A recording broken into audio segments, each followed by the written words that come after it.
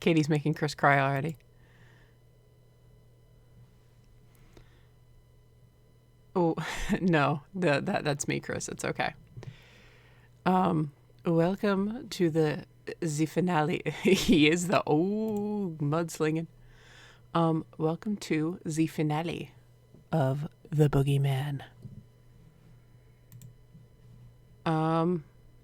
Yeah. So we actually got to the very end last time, but due to the crap weather and the fact that my extender had completely borked, we had to call it because it kept cutting out. So Katie actually knows what's going to happen. We did not get to the extras, which does have a tiny little extra scenario. Since I haven't gotten like the perfect ending, hopefully isn't bugged. But it's just a tiny little cute thing. Anyway, without further ado, you guys are here. So, did I open my drink to not make a lot of noise? Because if so, nope, I didn't. Do it now, right in your ears. Let's get to it. It would help if I got into the... I remember making a panic save, but turns out I didn't really need it. Because I just didn't rewrite save data 1. So, from last time, we saved Sophie's dumbass. And she said that that wasn't really the Boogie Man. Because we know that she's met him. And we as Keith went to investigate and had a hallucination about our wife Helena. I'm getting used to the controls while I'm walking around. And Shirley's sitting there like a bamf with her battle axe. And yeah, we got tased by the boogeyman because we got too close when trying to arrest him. And now we are continuing. And I'm trying to remember where to go. Yes, okay. And Trisha got my one of my achievements last time. She got me Boogie Was Here.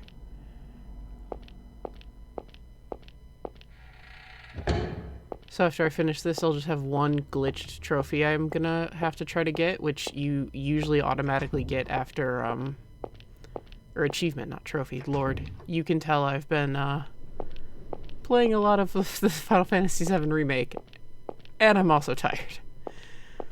Those actually aren't correlated. But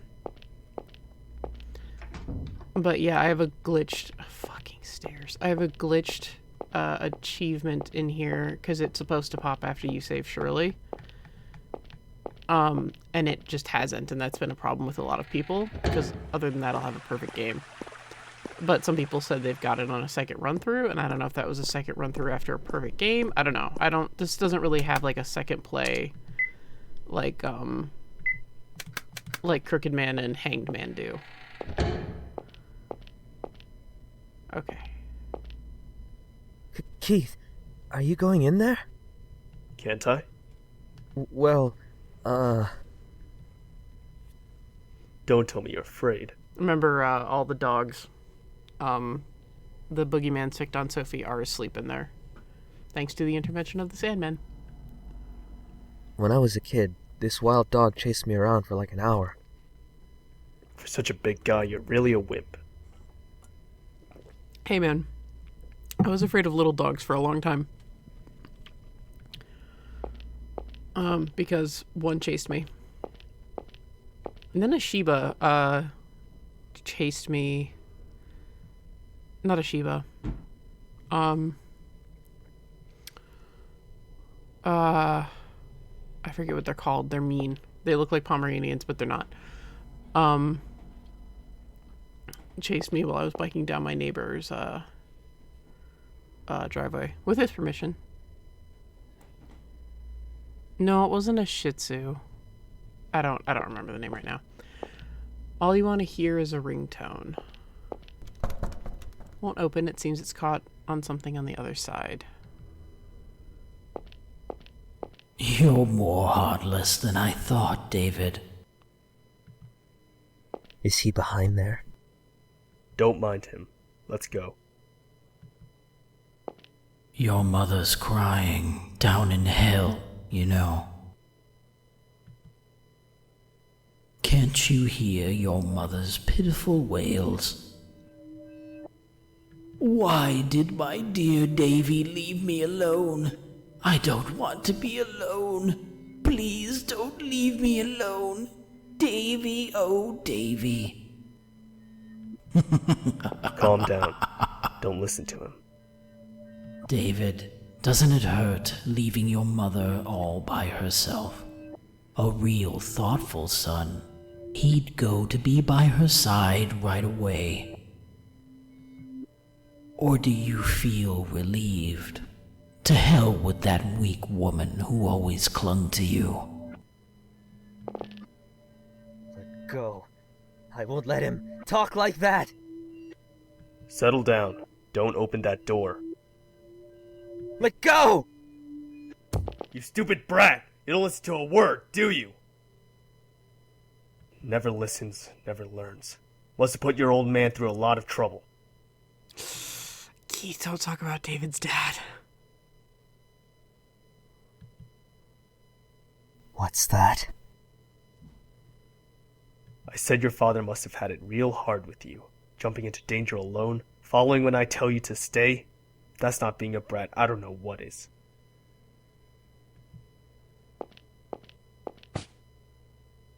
Say that one more time.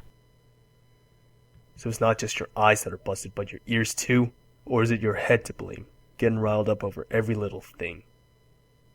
Think punching me will calm you down? Then go ahead.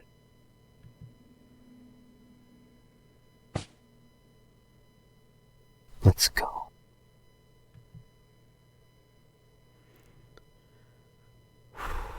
I'm not gonna lie. I know I said this last time, but oh, David, your eyes. Not completely shaded over, but your eyes.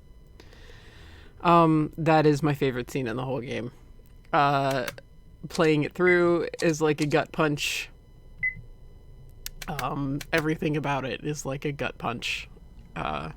If you love the Crooked Man very fiercely like I do. It's a fucked up scene and it's really good.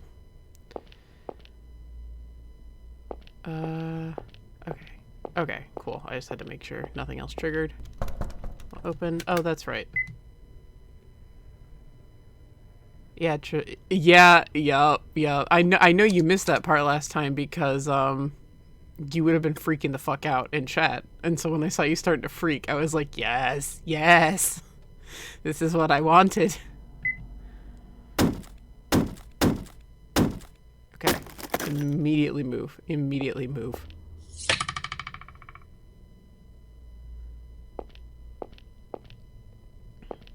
Bogus. There's a large crossbow attached to the table. Opening the door, cut a wire which fired it. The arrow is stuck in the door. There's a small key attached. Got a small key. So, David, you nearly walked into an arrow in your face. Oh, he's still really upset. Has that killed you in the past? Trisha asked. The first time it got me. I remembered, like, after it happened, I was like, oh, fuck, that's right, it is there. But, yeah, that got me all of exactly once. This game can be kind of dickish, especially in this upcoming part, in that some parts you just have to die to know what to do. It's very kind of like Sierra-esque, like the guys that made the old Space Quest games, the old King's Quest games. Sierra also did Leisure Suit. Larry, I wanted to keep saying shoot, and I had to stop myself. Okay. So, we've already got a rusted key, but that won't work. So we're going to use that small key that we just got.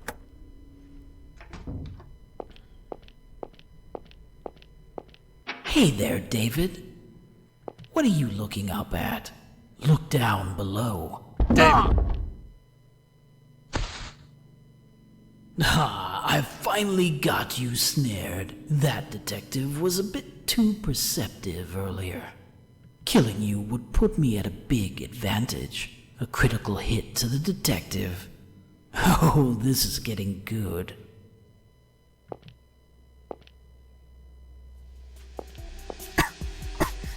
Gas? Exactly. This may sting a bit, David, but not for long. So, David can permadie here. This is the other trigger that leads you to a bad end. So, like I was talking about before, you can have Sophie die, David live, Sophie die, David die, Sophie live, David die, Sophie live, David die, and then Sophie live, David live, which is what we're going for, plus all the happy end flags. And each one of those leads to a different bad ending, except for the happy end one. If you don't get the happy end flags, like I was saying, even then you get a bad end. So, yeah, this game has the most endings of all the games. Yeah, David permadying kills me inside. I had to do it. I've played this part many times, having to let him die. It sucks. Now hurry, Batman. Robin's gonna be a canary. If he's Dick Grayson, I'll accept it. Just not... Okay, a curtain. We need to tear this curtain down, and if David does not wear this curtain, he dies. I remember from last stream, Katie was like, oh, that's weird. But, like, when you find him, he's... Like, if you don't wear the curtain, like, with his death, he's... Oh! I nearly walked straight into my death there. I have to go over the drum.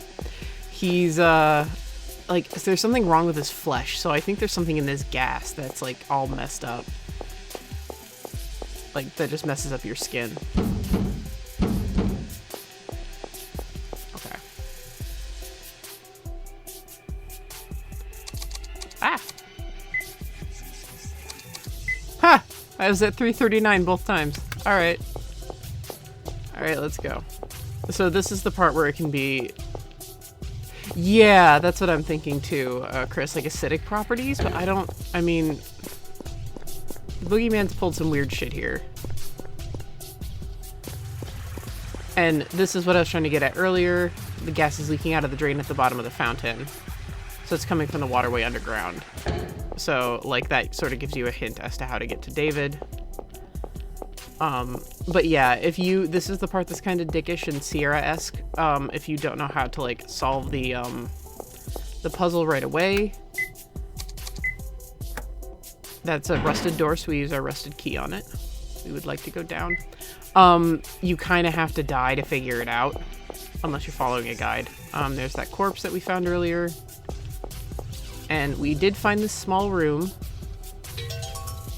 that had a towel, and we do need that towel. And I'm actually cutting it kind of close. We couldn't walk in the water before because Keith saw no reason for it. The key is here. Any knives are situated in a hole on the other side. You see a key hanging on the other side. Do nothing. I'll read that message in a sec, Trisha, because I am on the clock. Wrap towel around arm. Now we can reach for the key. Because if you do that without, key bleeds out.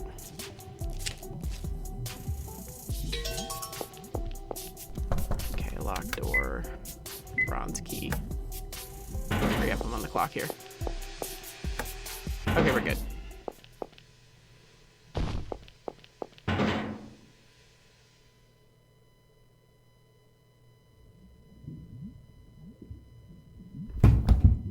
Oh, Keith passed out.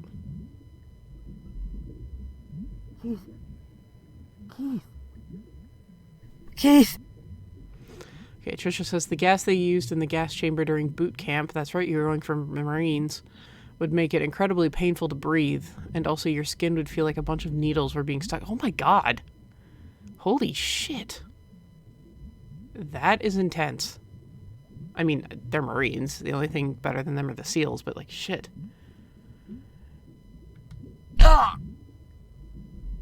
You okay? Keith likes giving people brain damage. Yeah, I guess. But I think I got a bump on my head just now. Good. You go back to the room. If this happens again, I can't afford to save you. Sorry, it's my own stupidity to blame. That's not the problem. If anything happens to you, I'm the one left with a crying Shirley. Shirley does cry if David dies, if you go back to talk to her. You can choose to just not tell her, but you do get an achievement for telling her. Keith tells her to cry, and you hear her sobbing as you leave the room. It is very heartbreaking and awful. Isn't there anyone who'd cry for you? Maybe not anymore. Huh? Still want to tag along? Yeah. Oh, but you're wrong, Keith, because we're locked into the route for the happy ending. I got all the flags. I got the achievement to prove it. Do what you like. I'm exhausted.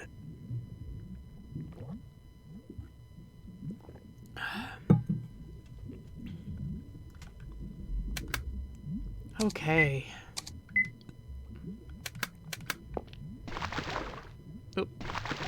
Keith is, obviously hurting. Get. Come on, Keith.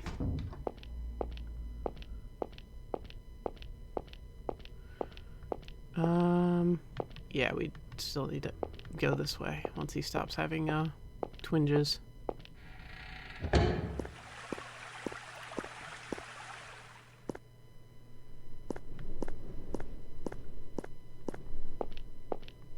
Oh my god, these fucking stairs, man. I'm glad I was like, hey guys, by the way, stairs. And you guys were like, what? And then you saw, like, a stairway like this in Sandman, and you were like, dear God. And I'm like, yeah, get used to it. And now all of you are like, man, fuck this. Poor Keith having to climb down the stairs sideways when he's bleeding profusely. Right? Red writing on the wall. Don't act like you didn't know. It's just the way it goes. So that's even worse if you fail to save David.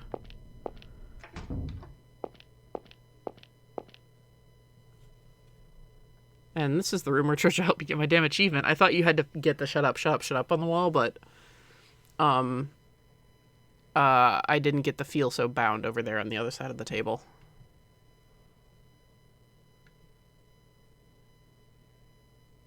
Keith, let's rest a little. If you don't take a break, you're going to... Shut up. This isn't the time. I'm tired, okay? Let me rest. Or are you going to drag around an exhausted citizen, detective? I really do like David and Keith together. Like I was saying in the last stream, he and David and Keith are very good foils for each other. Lend me your lighter. You've got one smoke to rest. Although Keith is, I believe, about 10 years older than David. We'll find out at the end. We get character bios. The heck is that guy anyway? How does he know about my mom and Shirley's past? It's really disturbing. We did find those crumpled up papers about Keith's boss, Manly Badass here. I mean, Dick Anderson. Sorry, guys. I really like Manly. And he does great playthroughs. David, did you celebrate your birthday with Shirley last month? Or was it with Paul and Marion? Oh, I scheduled a meal with Shirley, then celebrated with Paul and Marion the other... Huh. Did I ever tell you my friends' names? Katie, Moshi Moshi Manly Days? No, Manly Days comes later. I don't know. Did David ever say their friends' names, or didn't he just say one of his friends was hospitalized from eating too many chili dogs? We know he said it with Shirley around. Sorry about your mother. Brain tumors are like a landmine. One misstep means trouble. But I guess they don't teach you how to dodge landmines in flight school, huh? What? Oh, and you ought to toughen your stomach for anchovies and liver. I mean, unless you want younger girls thinking that's cute or whatever. Hold on a second. What do you know about my mom, too? And my friends in school? I never told you any of that, right? Keep this between us. But working as a detective for 15 years, you get to know stuff. Like what someone's done in the past, just by looking at their faces. Maybe that big-headed freak is the same way. You're kidding, right? You think I'm kidding? You're a real sucker. Take care you don't get swindled someday. What's this about? What do you know all about me? You were taken to the police after the incident with your mother. Remember the detective who questioned you? This would be after he attempted to strangle her when he had his breakdown. I was pretty dazed at the time, so I don't really remember. But it wasn't you, was it? Eric Simpson, my subordinate. It was only an attempted crime, so he was the only one to handle you. And you know, he's got a real messy desk. He lets case files and the like pile up so high they even topple over onto my desk. I saw some files on you among them. Your history, your family, that kind of info. And your mother's diagnosis. Oh, and the ones who verified your identity were your friends Paul and Mary and Martin. I remember them well, especially because that Paul guy made a huge ruckus at the station. He was the one that ate too many chili dogs too, right? Paul would make a ruckus. Good man. Then the anchovies. Oh yeah, I mentioned that at dinner. But I didn't tell you I hated liver, did I? I hate anchovies myself, and I hate liver. That's all. Why did you make a guess for that one? Because you're stupid enough that I thought it'd fool you. Unless you want younger girls thinking you're cute or whatever. Helena is actually younger than Keith. By a few years, but she's younger than Keith. If you know so much about me, why didn't you say so when we first met? Because I was suspicious of you. Huh? Me? Why? A year and a half ago, you found a hanged body in an abandoned house in another state. The state police came to us trying to determine the guy's identity. That's when I read your testimony, and it was real sketchy. I went to an abandoned hotel that was basically a Silent Hill reference. Met a girl there. Didn't exist. She gave me a kiss on the cheek. I went to a abandoned law school that had a gas leak in the fucking basement. Met a guy there in the bad end. He stabbed me in the stomach. He didn't give me a kiss on the cheek, but he asked me for a drink. Then I went to an abandoned hospital where I met a little kid who liked to sing and is the personification of me as a child. I keep forgetting to tell you, in the optional scenario of the Sandman, Lullaby in David's form looks at Sandman and he says, "Oh, David, you would remember him as a kid. He had really fluffy hair." So we know Fluffy was Duke as a child, but that just solidifies the similarities between Duke and David, and I thought that was a very nice, subtle shout out. Yeah, and Trisha loves D. Sketchy? Why? I understand you were looking for the guy who formerly lived in your apartment, but how did you track him down without even knowing his name or what he looked like? All those notes with the same legal paper. Said you followed notes, but when you were asked to show him, you said you lost them.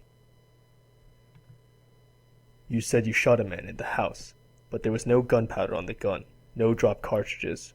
Most importantly, nobody to shoot. I know I pointed this out last time, but depending on the type of gun, there may not be cartridges. Oh, it was a revolver. It was a revolver. So, okay. But Keith doesn't say anything about bullet holes in the wall. That would be my thing, would be like, there were no bullet holes in the wall. Because,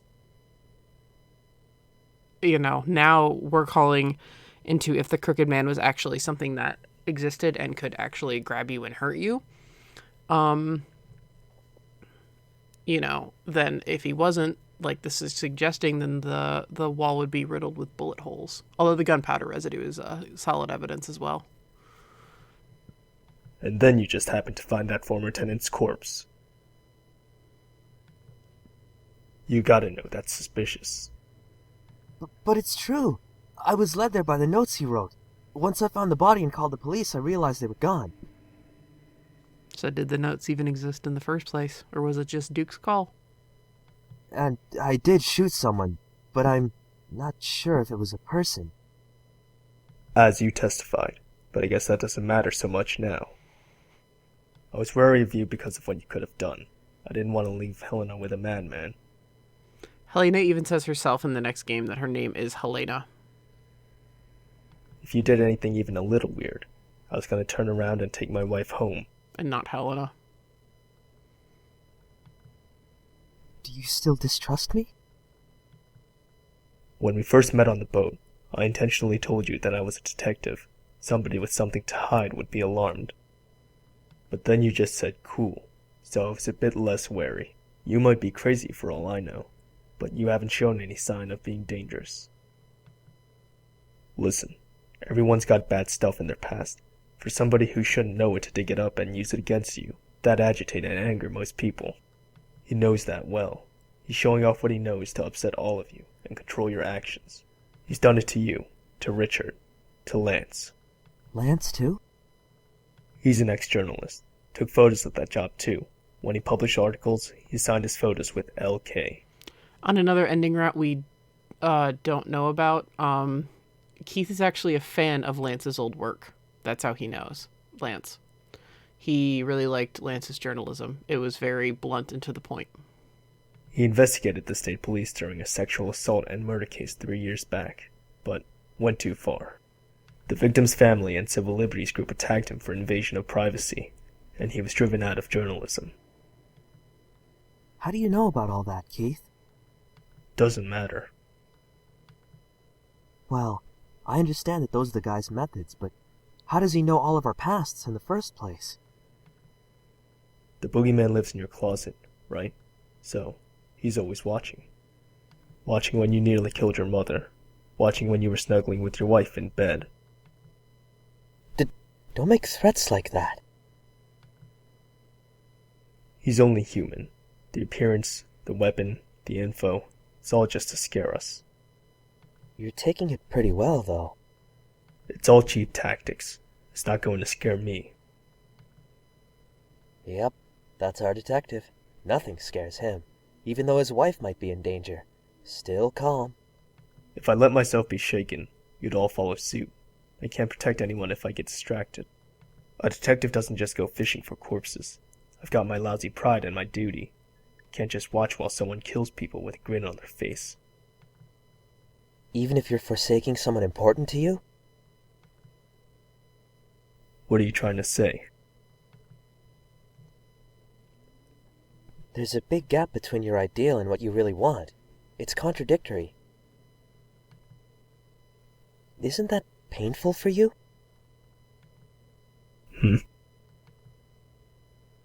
I wanted to be a pilot, but thinking about it now, I think I was just too stubborn to see anything else. So? You'll understand someday. Thinking of taking a nap here? Let's go. Keith, those things you said before, were you trying to make me angry? I don't intend on telling anyone your history, nor your family problems. Sorry if you're still pissed. No, it's fine. I guess I am kind of a brat.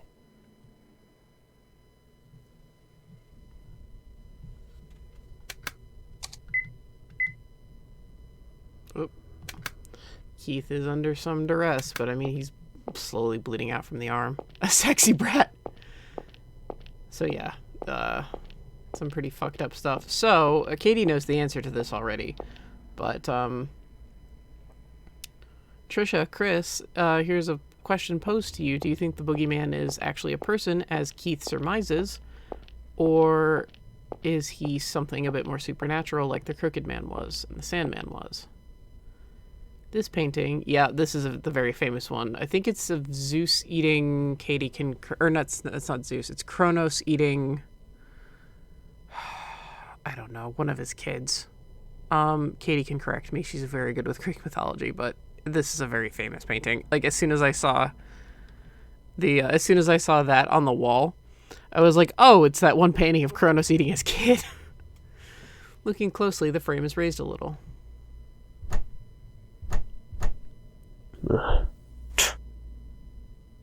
Keith.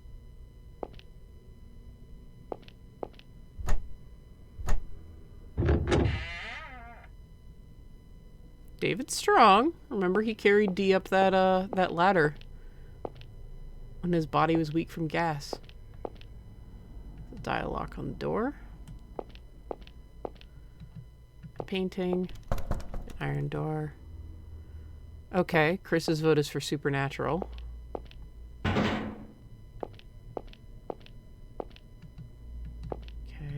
statue of the Virgin Mary. A Bible.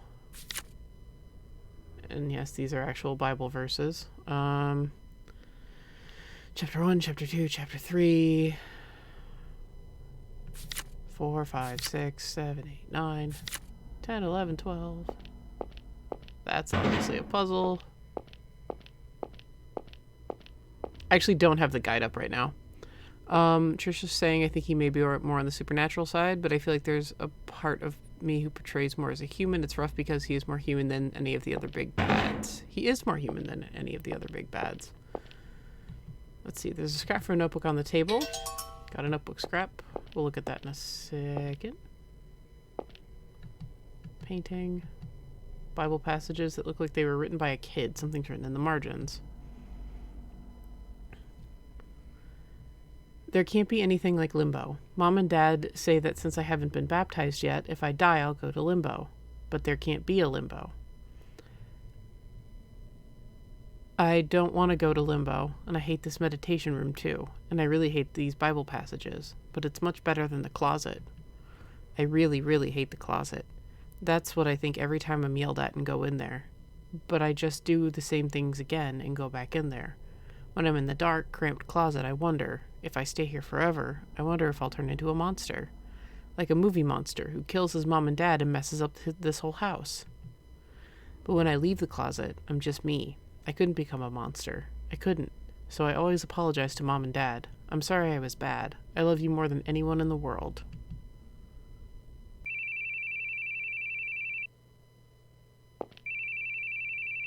Hey, stop that, would you? According to Katie, the painting was Saturn, Cronus devouring his son. It's never specified which son.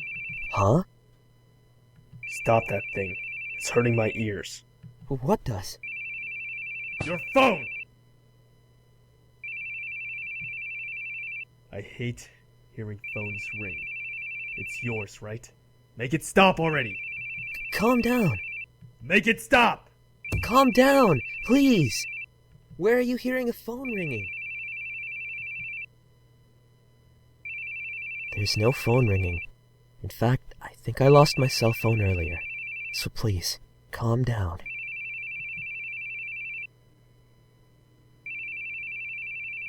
I hate it. I hate the sounds of phones. Why? Because it always brings bad news.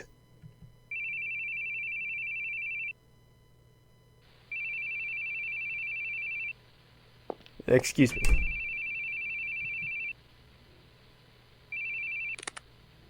Bearing here?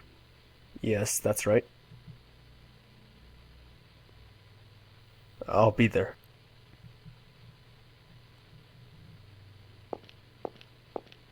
Mr. Baring, sorry to have called you. Your wife said she couldn't look, but we need you to confirm.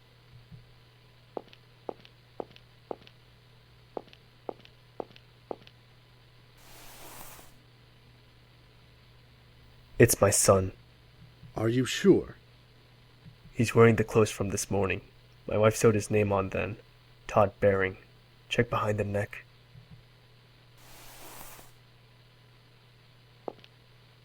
You have my deepest condolences. Sign here. We'll send you a pamphlet for a mortician. Refer to it if you wish. Thank you. There's a nurse waiting outside. Tell them if you need any help. Now, please excuse me.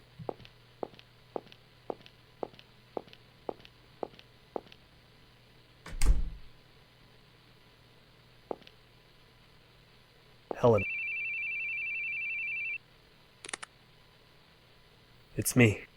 Hey, Keith, you off loitering somewhere? You gotta hurry. The suspect's on the move. Head for Wellington Street. Got it?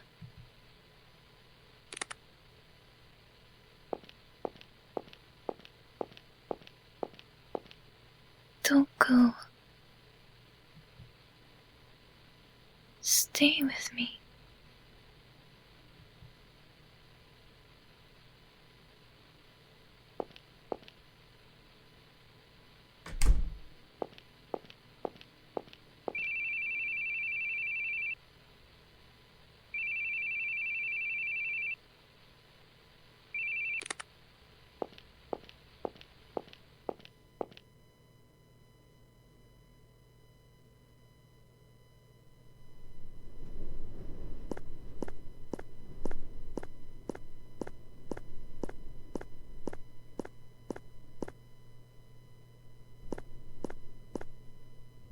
Helena, please don't leave without telling me. It makes me worry. It's been a year now. You always stayed with me. You always supported me. But I can't do it. I can't stop the tears. You got back on your feet. But I can't do anything but cling to you. But I can't drag you down with my weakness anymore. So... You know what I thought when I saw his body? I thought I failed. Can you believe that? That a parent would think that after losing a child? But it's true. Everyone has one leg in a coffin. If they aren't careful, they can easily fall in. No exceptions. I should have known that. But I didn't. I prayed that my family would be an exception. I wanted them to be there smiling at me forever. When I saw him in the hospital, something died in me. I wanted to kill the one who took my son from me. And you know, some people smile about the deaths of others. I lost all hesitation to punish those people. I thought if they were gone, it would all end. But it'll never end. I still hear someone scoffing at me, saying, "You couldn't even protect your own son." It's not your fault. That's what they all say. No! It's what I really think. Then what should I have done? I always felt like such a clown. He died while I was out running around, trying to save others, so the audience just points at me and laughs. There was that book we read last time, Puccinello, who wanted to be more than just a clown. I didn't know anything anymore.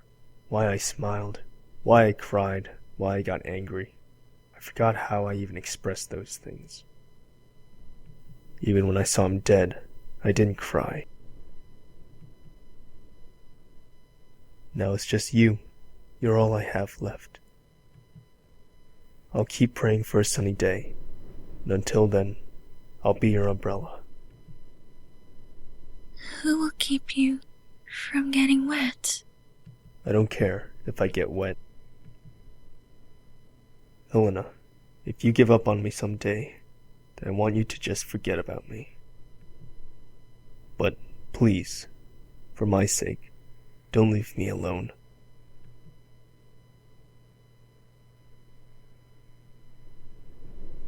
Don't cry, Keith.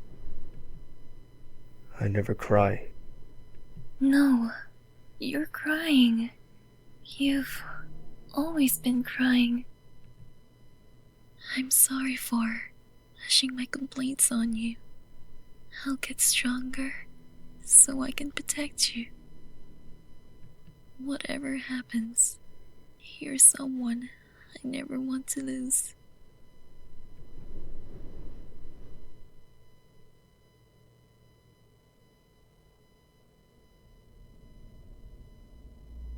I'm scared of phones ringing. I feel like someone's going to tell me about a death in the family again. Ever since then, I haven't been able to answer calls. Why'd your son die? Run over by a truck. Driver died instantly. I couldn't blame anyone. I still have idiotic thoughts. Like if I hadn't answered that call, maybe nothing would have even changed. If I'd had been with him, maybe he'd still be alive and smiling. It's completely stupid. It changed nothing. What could I have done? Sorry for grabbing you. I was just confused. Let's go. It's not your fault. It's not your fault. I know that. No, you don't understand. You're clever, so you're trying to fool yourself, saying, it's not my fault, to convince yourself of that. But you can't fully deceive yourself. Deep in your heart, you still blame yourself. So you desperately try to protect everyone, even people you just met. Protecting people as a detective lets you make up for it. You can replace your guilt with pride and a sense of duty, but that isn't going to save you. Even if you only protect what you really feel is important, no one will blame you for it. Don't act like you know so much. I'm only doing what I should be doing. And you're deceiving yourself with it. You're wrong. I'm not wrong. Trust David, he's a pro. Then why's my son dead? It's not your fault. Everyone has things they're powerless to help. So stop lying to yourself, please. Just forgive yourself.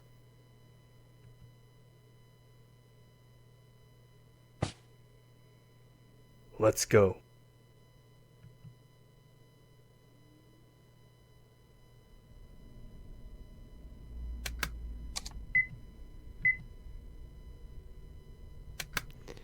Some heavy shit.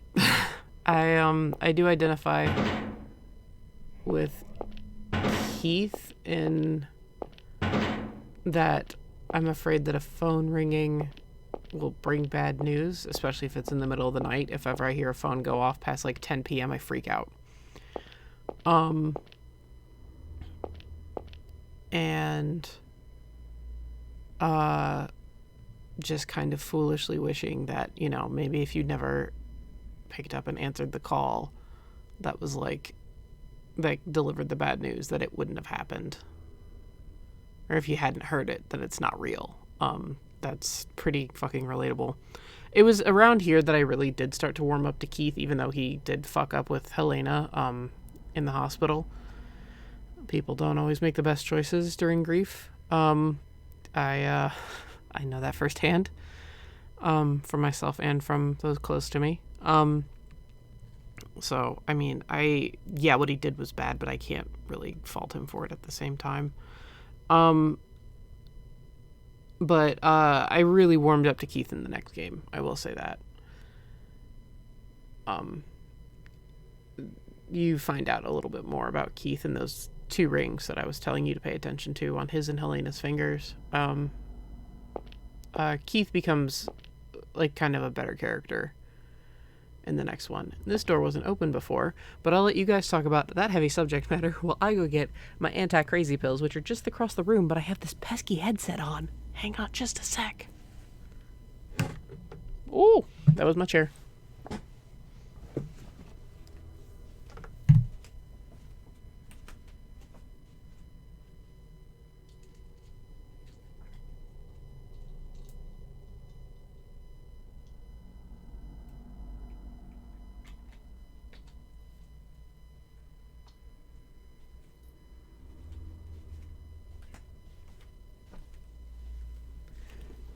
I'm so professional, taking my anti-anxiety meds in the middle of a stream. I just looked at the time and went, oh shit.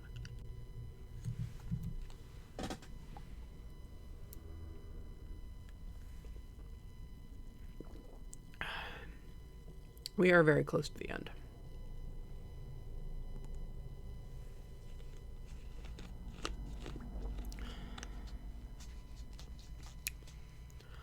You are actually correct about that, Trisha. There are quite a few things that we don't know about Keith. I didn't really like him proper until Hanged Man.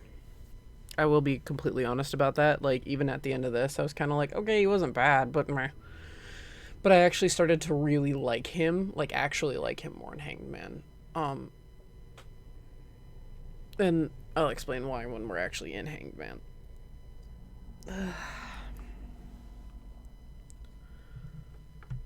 Oh, he definitely made poor choices. He definitely did. Okay, but this door wasn't open before it was locked. Old video camera, it appears to be busted. Cupboards. Stone oven. Old clock, it doesn't seem to work. One of the table legs is broken, and that looks like blood on the floor. A few blood stains are on the floor. So that's a little weird. But we got a note. And we need to go back in this room, because it's a hint on how to solve this puzzle. Which I actually did all by myself last time. I did not look at the guide. I actually don't have the guide up anymore either. Because I know we're locked into the happy end, so notebook scrap. Code for the secret room, the genealogy of Adam, Noah's Ark, and the Tower of Babel. Okay, so the genealogy of Adam.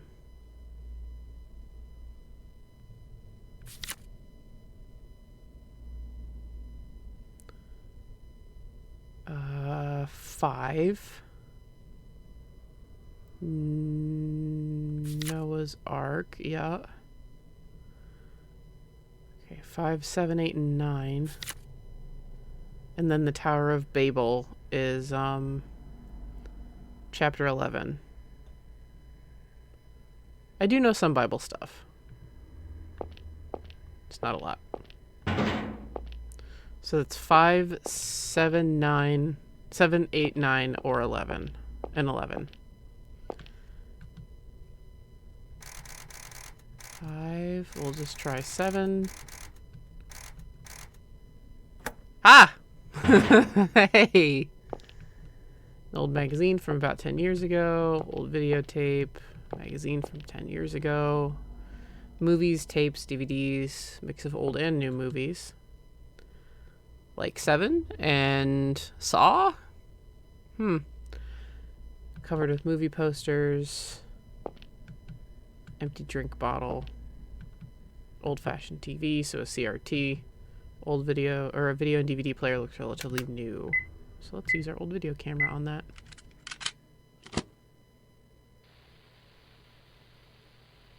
At last, I finally got a hold of you. Oh dear, hurt all over. But what else could I do? You just wouldn't stop running, miss, no matter how much I hurt you. But well, our game of tag's come to a close now. Yes, you can't outrun the scary, scary Boogie Man. Are you relieved it's over, or are you still scared? Well, madam, do you want to run? You're an unbelievable idiot. Say again. I called you an idiot. You thought I was running because I was scared. You think I'm scared of you? Maybe you've spent too long in your little closet world to understand. You've convinced yourself that women and children are all scared of you. What were you planning once you caught me? Kill me? And then what?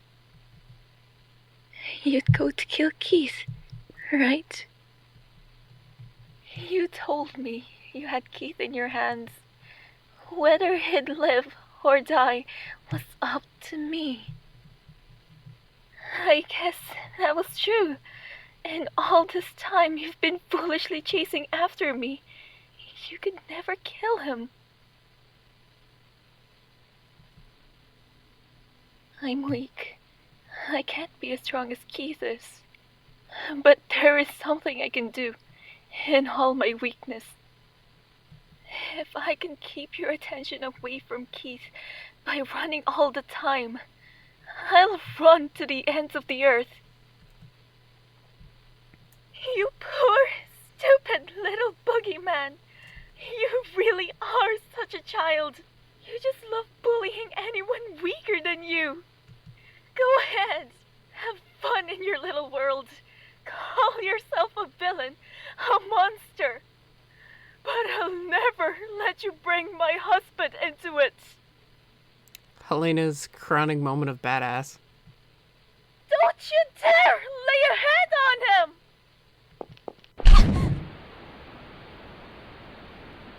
You talk too much, madam. And it obviously pissed him off.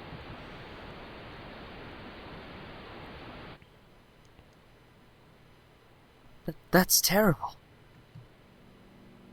Let's hurry and look for Helena. She must be nearby. Keith?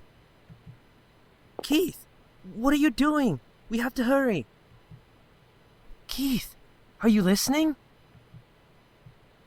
Hey, what are you staring at? Are you asleep? Get a grip! Come on!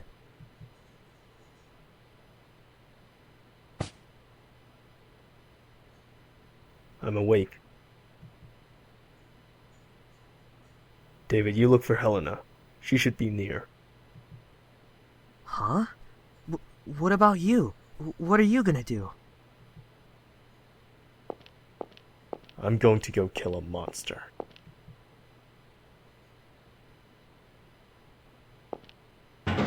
And the dynamic duo is splitting up.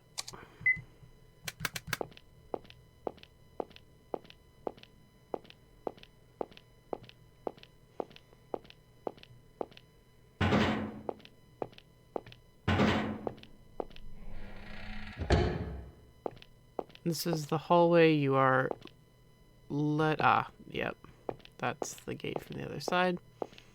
Go these stairs. Oh, normal stairs. Yeah, this is the hallway you're led into on the other side of, like, the blood writing room. Actually, I have no idea what this painting is, but it's beautiful.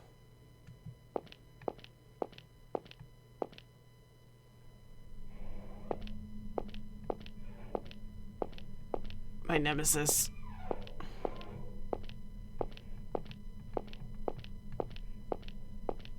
I mean, it's not really Yuri's fault, it's the RPG maker. It's Wolf RPG maker. Yuri just did what she could. Wait, Dad. Leave the door open and don't turn out the lights in the hall. Why? The boogeyman will come.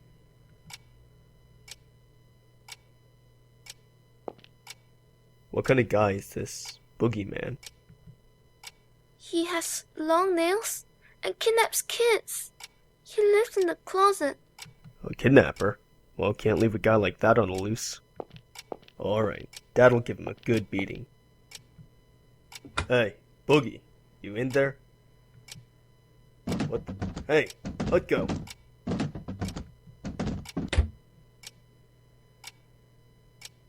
Dad? I just remember Katie's commentary on this from last time, which was, yes, scare the child more. Dad! Whew, it was a little tough, but I got him good. No worries, son. Old Boogie won't come for you anymore. Really? Would I lie? Me and Mom are in the bedroom right there, you know. You still scared? Oh, Need your stuffed bunny, do you? Or should I read you a bedtime story? Maybe the ones with the fairies. No way. I'm not a wuss, Dad. I can sleep by myself. That's the spirit. Listen, Todd. If the boogeyman comes to get you again, Dad'll beat him up. I'm not gonna let anyone mess with you or Mom. 'Cause you're a police officer? 'Cause I'm Dad. Good night, son.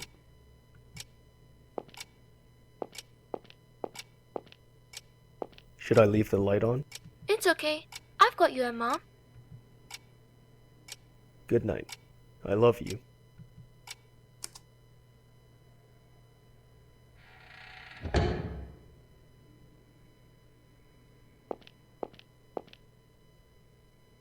Don't blame it on the sunshine. Don't blame it on the moonlight. Don't blame it on the good times. Blame it on the boogie. Have you ever thought about it, detective? Thought you have an enemy? Who or what it is, you don't even know. Maybe it doesn't even exist. Maybe it's all in your head. But you know there's something tormenting you, always making it so painful. You feel like the whole world's out to make you suffer. Too troublesome to make an enemy of the whole world, right? So just making one enemy will do. I chose you as my enemy. Have I become yours? Oh well, either way, we're gonna settle this right here. Let's end this wonderful game now. Can you beat this final boss and take back your beloved wife? Beloved.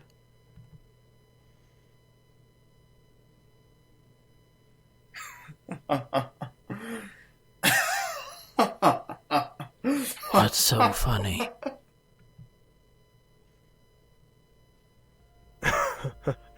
Boy, you're really having a blast, huh? What's so funny that you can be all smiles all the time? Total opposite of me. I don't remember the last time I laughed. But I guess we were pretty similar after all. In a sense, it was all a lie.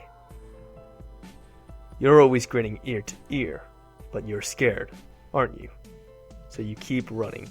You can't go head to head with me. You and me are just acting. You're no scary monster, and I'm no paragon of justice. Final boss? Huh. A big baddie should be a pretty sly guy, shouldn't they?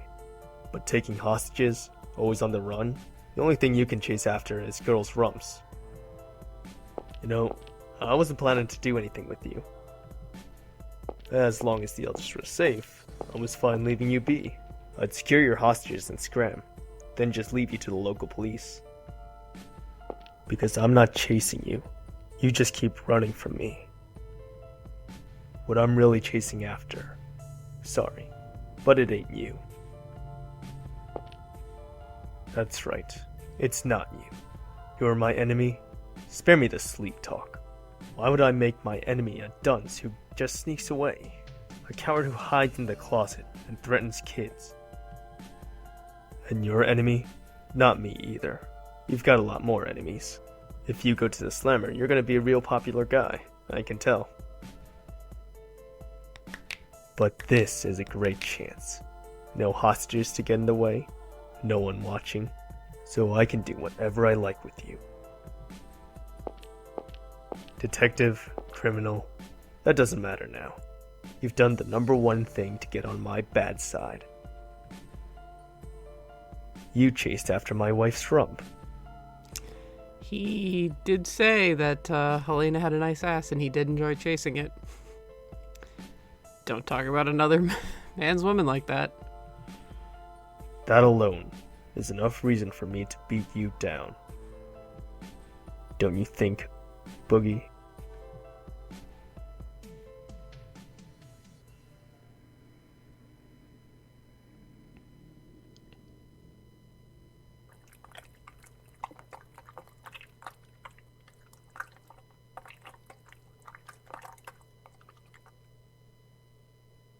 Can't afford to laugh anymore, can you?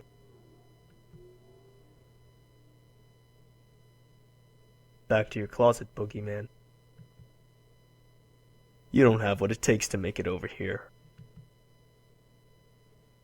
Okay, so I might lose a few times.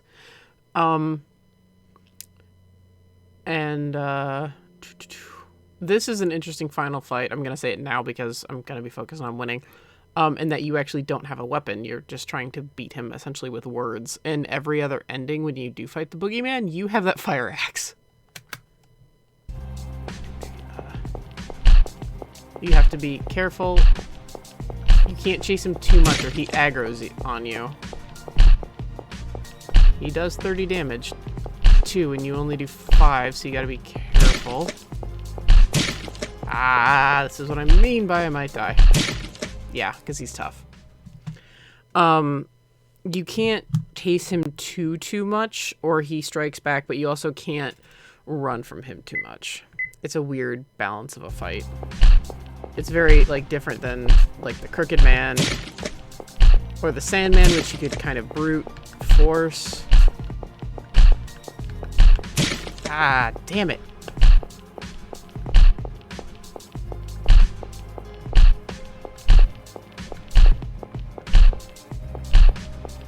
Chris said it looks like a pain in the ass. It's not too bad. You just kind of gotta run around spastically and just keep pressing the A button if you're playing it on controller. Where do you think you're going, Lance? I'm gonna find them. They've been gone way too long. Katie's boy springs into action. Did you forget what Keith said?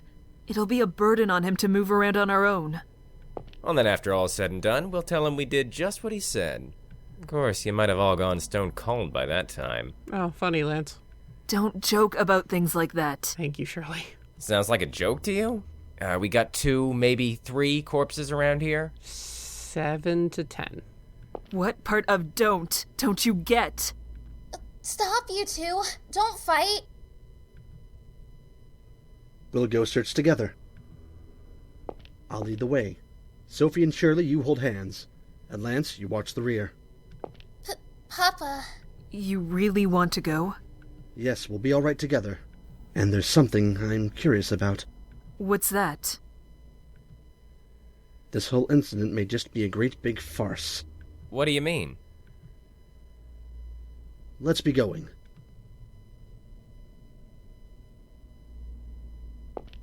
Helena! Where are you? Helena!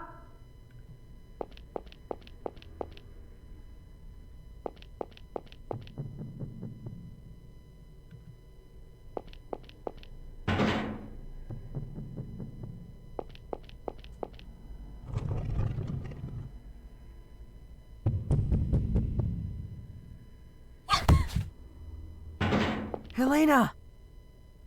David! Are you okay? That man knocked me out. I woke up here. I was unconscious the whole time. Keith! Helena! Keith! Where are you?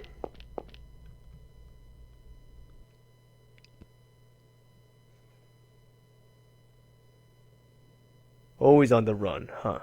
But marijuana addicts can move better than you.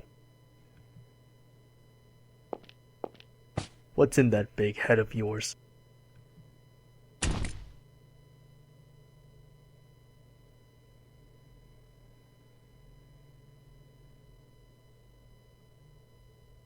Brendan? Katie had guessed that after the first stream. She goes, I think it's Brendan. I went, okay.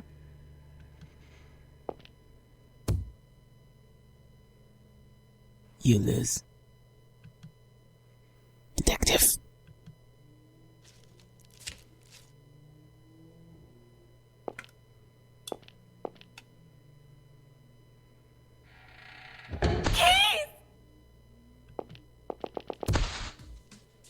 You're Brendan?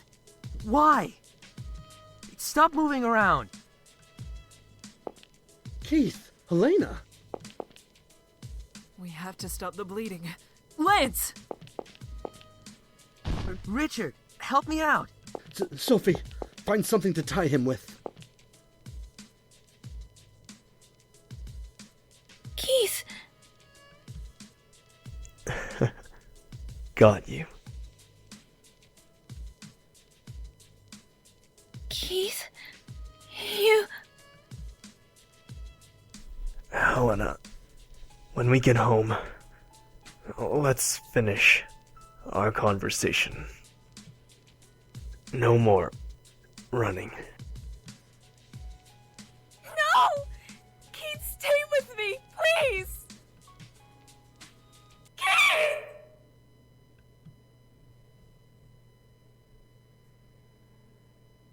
No, watch the ending or skip. Let's just skip to the credit. Of course we're going to watch the fucking ending.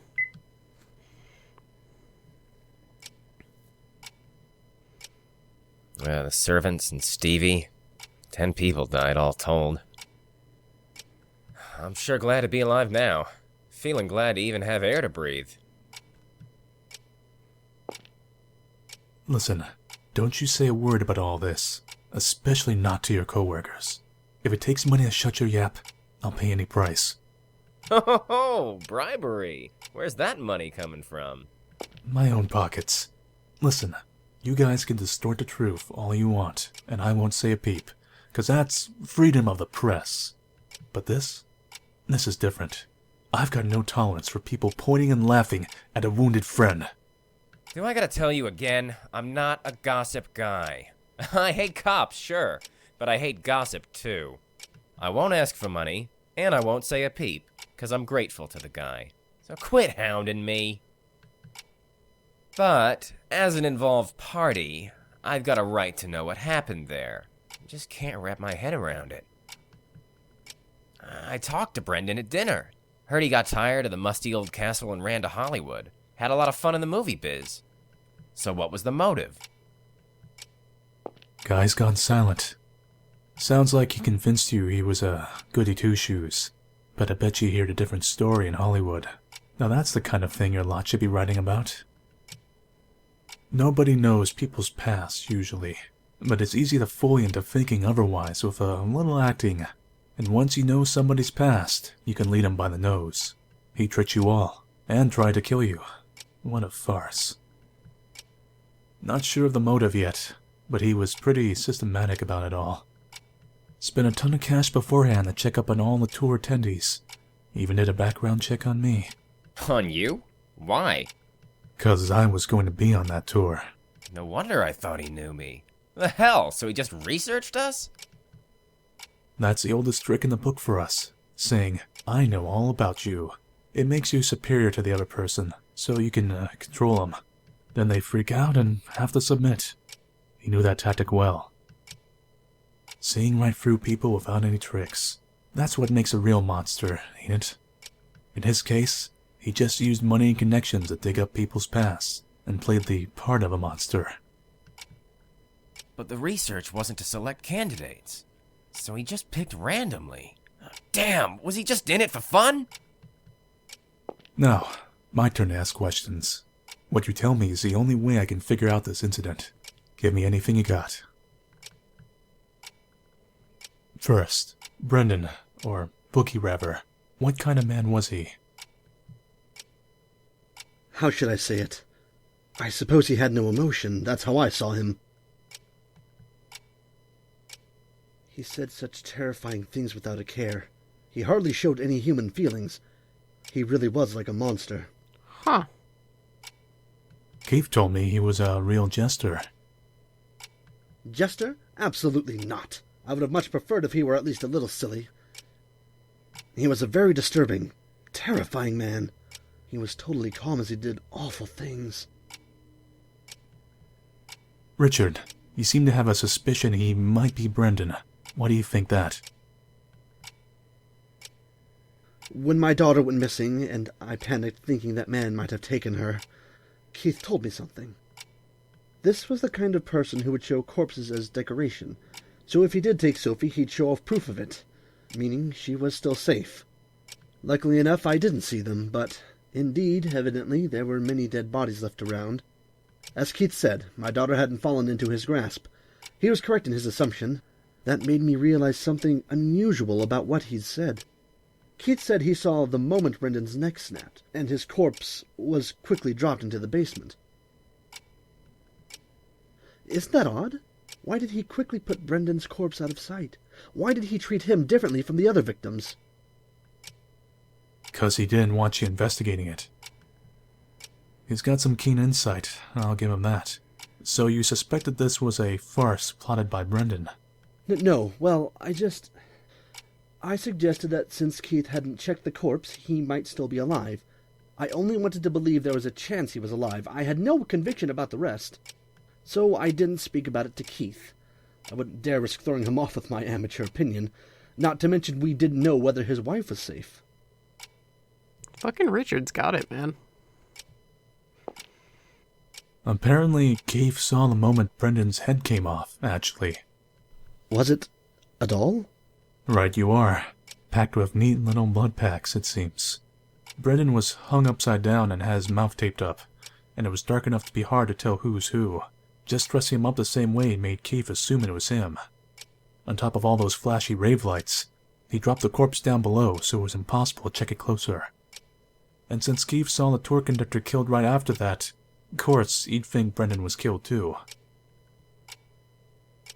If I'd said something, maybe this could have been resolved sooner, but I was paralyzed with fear. I was only worried about my daughter, even when Keith was running all over the place for us. Don't worry about it. Keith did all that 'cause he wanted to. That's all. He's deeply glad you're all safe. Now, little lady, can we hear from you too? Hear what? Sophie, you're in a police station, for God's sake. Anything. What you thought. What you noticed. Well, I knew he was a fake, because I've met the real Boogie Man. Not something you tell the police. Sophie, stop it. Not this tale again. Fine, if you say so, Papa. Guess I'm not saying a word. Go ahead, please. Meeting the real boogeyman sounds pretty juicy. Can you tell me more? Trisha, Sophie, don't start your shit.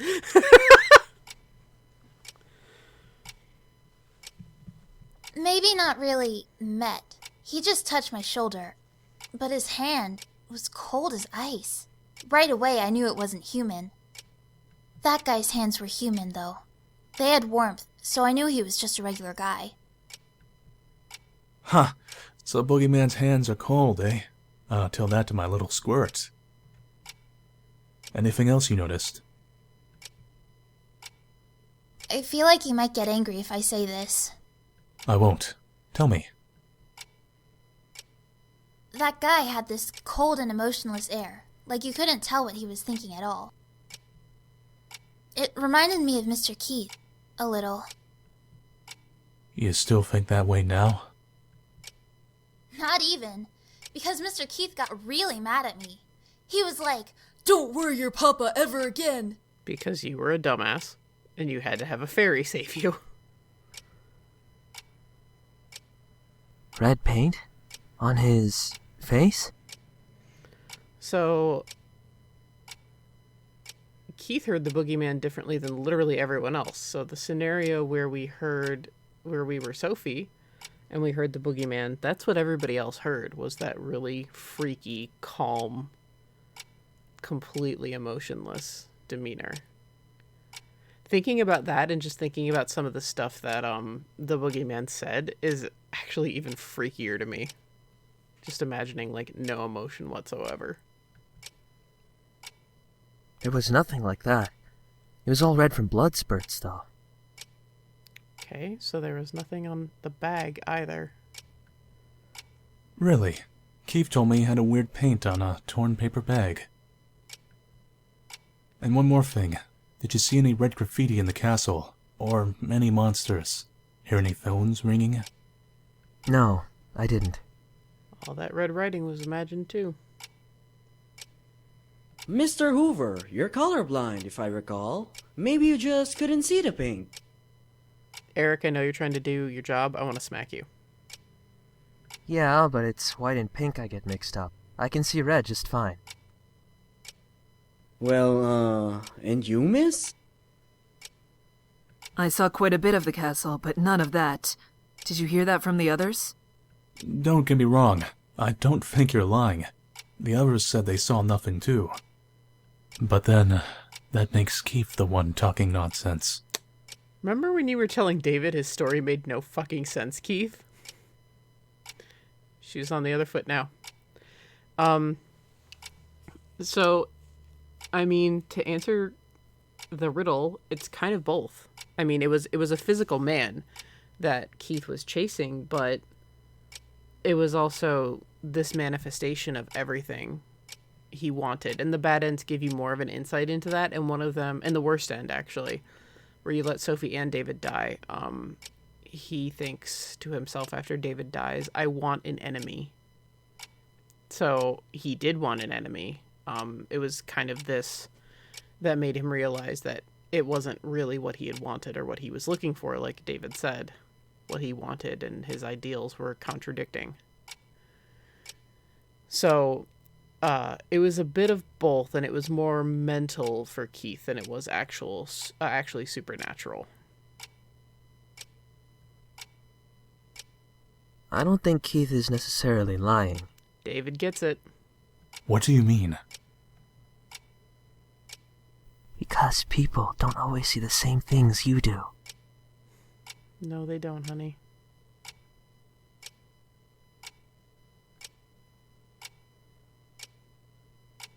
Thanks for the assistance, you two. Sorry about calling you in 2 weeks after the fact. Is not everything settled yet? The police there are in the middle of their investigation. My role is just to assist. I'm going to report your testimonies to them, and that's that. I'll be off now. Eric, take them to the entrance.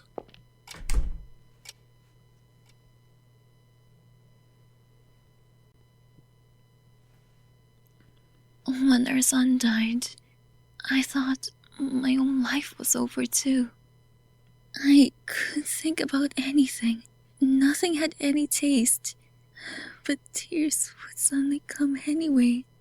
I don't remember anything about what I did back then, but I do remember one thing. That Keith was always at my side. When I wailed and shouted, he'd hug me, stroke my hair, say it was okay. Eventually, I adjusted to life without our son. I found I could laugh again. But when I got my own emotions back, I realized Keith had stopped laughing. I had been broken, and so had Keith. Over time, I was able to heal, but he didn't. He was still stuck in the moment of Todd's death. He was always supporting me, so he never faced up to himself. I struggled to be at least a little stronger. Next time, I would protect him, since I wanted him to laugh again. But I couldn't. I couldn't repay anything to Keith. And I realized I was a burden on him that would keep him from ever walking again. So, even if we're far apart, as long as he can laugh again, then that's the best choice I can make. My wife always brings me warm milk before I go to bed. And last Father's Day, my little squirt tried cooking me a meal. I definitely don't need milk to get to sleep. And the kids cooking, I'll be blunt, it ain't good. But I'm glad for it. Usefulness and collateral don't mean a thing with this stuff. Keith didn't stay close to you expecting something in return. That's just what he wanted to do. You guys have got too much sympathy. You don't mind getting hurt for the sake of the other. But can't you notice that one of you being hurt hurts the other? You've just been getting more and more wounded as you go along. You're propping Keith up too, Elena. He can fight day after day, because he knows you're waiting at home, as much as I tease him about it. Don't think of yourself as baggage. Depend on him as much as you need. That's what he wants, too. Keith grabbed my hand and smiled, even though he was stabbed and wounded.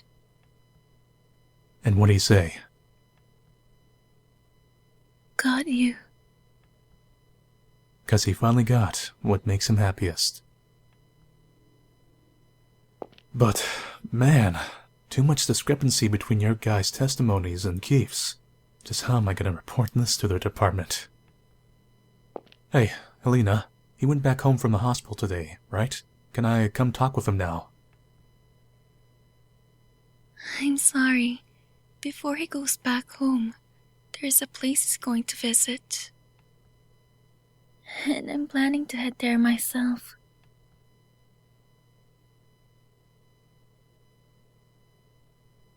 So Helena literally, when she said it's not you, it's me, which is the usual thing where it's like, no, it's definitely you. She actually did mean it. Keith. Yeah, Manly has a very interesting way of speaking where he says Keith's name like that, Keith. He, instead of like another, he also says another. It's just his speaking pattern, actually. It's not really an accent or anything. He's a very private YouTuber, actually. We don't know his real name. You can see his face easily. He face cams. Not on all of his games, but sometimes at the end. And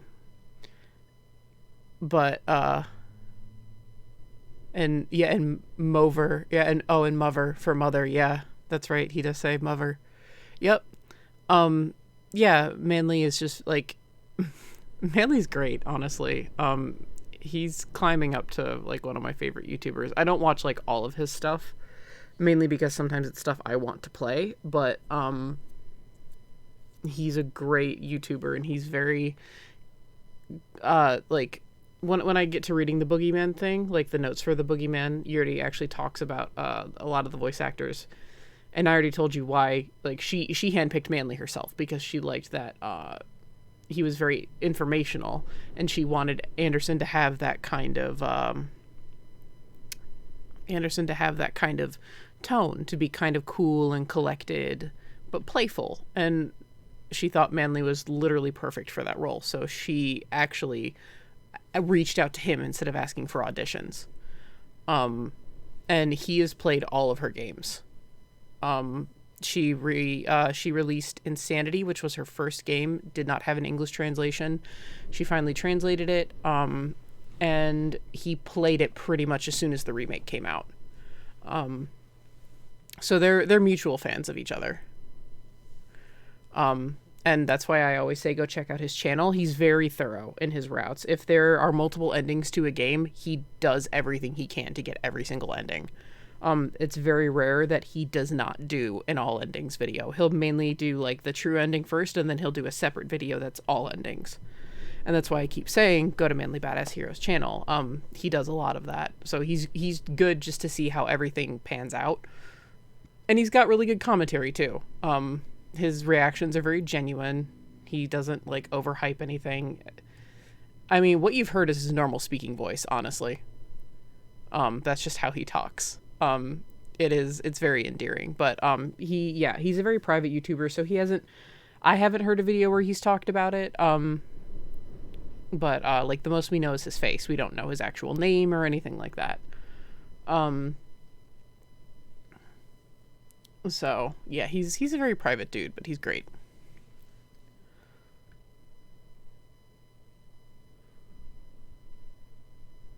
I've always wanted to cry like this. I never forgot about him. Not for a single day.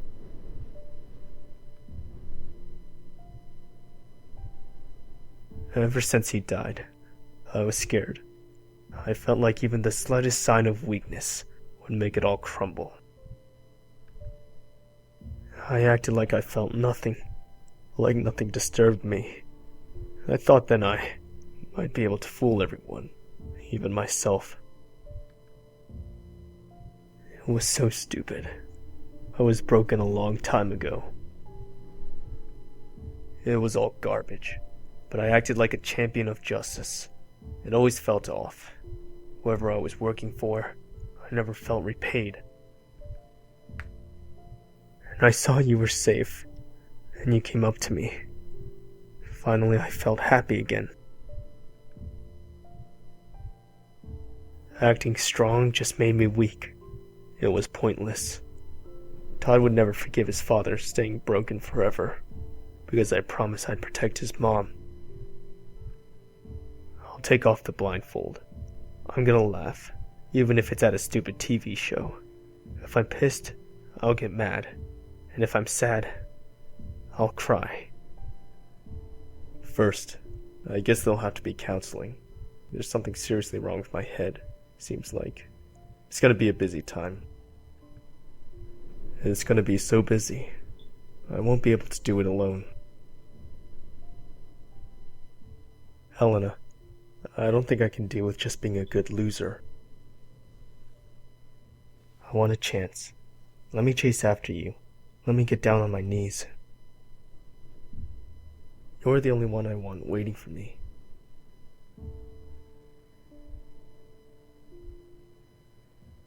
There's no need for a chance. Didn't I tell you? Divorce or decide. I've decided. Haven't you too?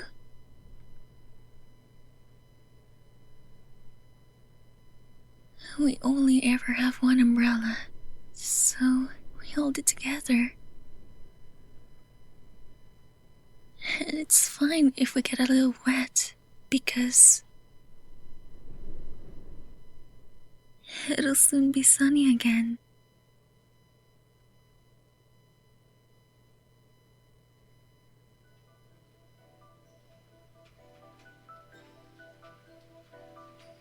Happy end, come rain, come shine.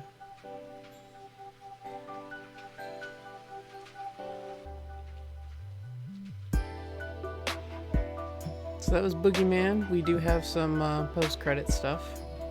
But these are all the voice actors. A lot of them are amateur voice actors. Some of them... Davosity. Fucking give it up for Davosity, because he was amazing. And Ro was the perfect David. Chocolate, again, yeah, I mean, like, I've already said all my opinions on the voice actors, but yeah, I love this one too. This is definitely my second favorite of the Strange Man anthology, of which there's only one left. Manly Badass Hero. It's actually all one word. But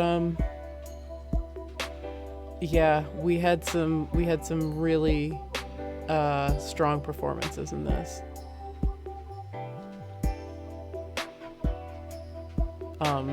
And yeah, I love this. This was again a love letter to B movies. So I'm guessing you guys enjoy it as much as I do. To which that delights me to like no end. I did say Sandman was my least favorite, so that makes The Hanged Man come in third place. But yeah, it's obvious that a lot of love went into this one, and the voice acting does continue into Hanged Man. And I'm really glad you guys enjoyed this one. Because when I first watched it myself, I wasn't too sure about it. But like the more it went on, I was very, like, I was so charmed. It's very charming. And, I mean, it's B-movie horror, like, what's not to love about any of that? Like, especially B-movie horror. Like, Evil Dead is the crowning, is like the king of B-movie horror, you know? So it's like, how can you not love, like, just kind of the cheese factor and at the same time, like, the seriousness, and it's just, it encapsulates all of it. I think Yuri did a really good job of what that actually means. She's a really good writer. Still waiting for my achievement to pop. Come rain, come shine. There it is. I've only got the bugged one left. Katie says BRB all, so I will wait for her to come back for the extras. But congratulations on beating the Boogie Man, and thank you for playing this game. Additionally, so if you've played the previous 2 games in the series, which I have many times over now, to get all of the ends. Because even in the Crooked Man, where it just kind of restarted you before or after the fight, you still got trophies, achievements for the bad ends. So the game was fully voiced with the help of voice actors. Due to the author's fatigue, there is no bonus scenario, but I did receive comments from each of the actors, so take the upper door if you're interested. I'm not going to do each actor. I'll do our main cast, and then I'll do Lance, because Lance is Katie's favorite. And of course, Manly's character, Dick. Again, Manly does, like, everybody's.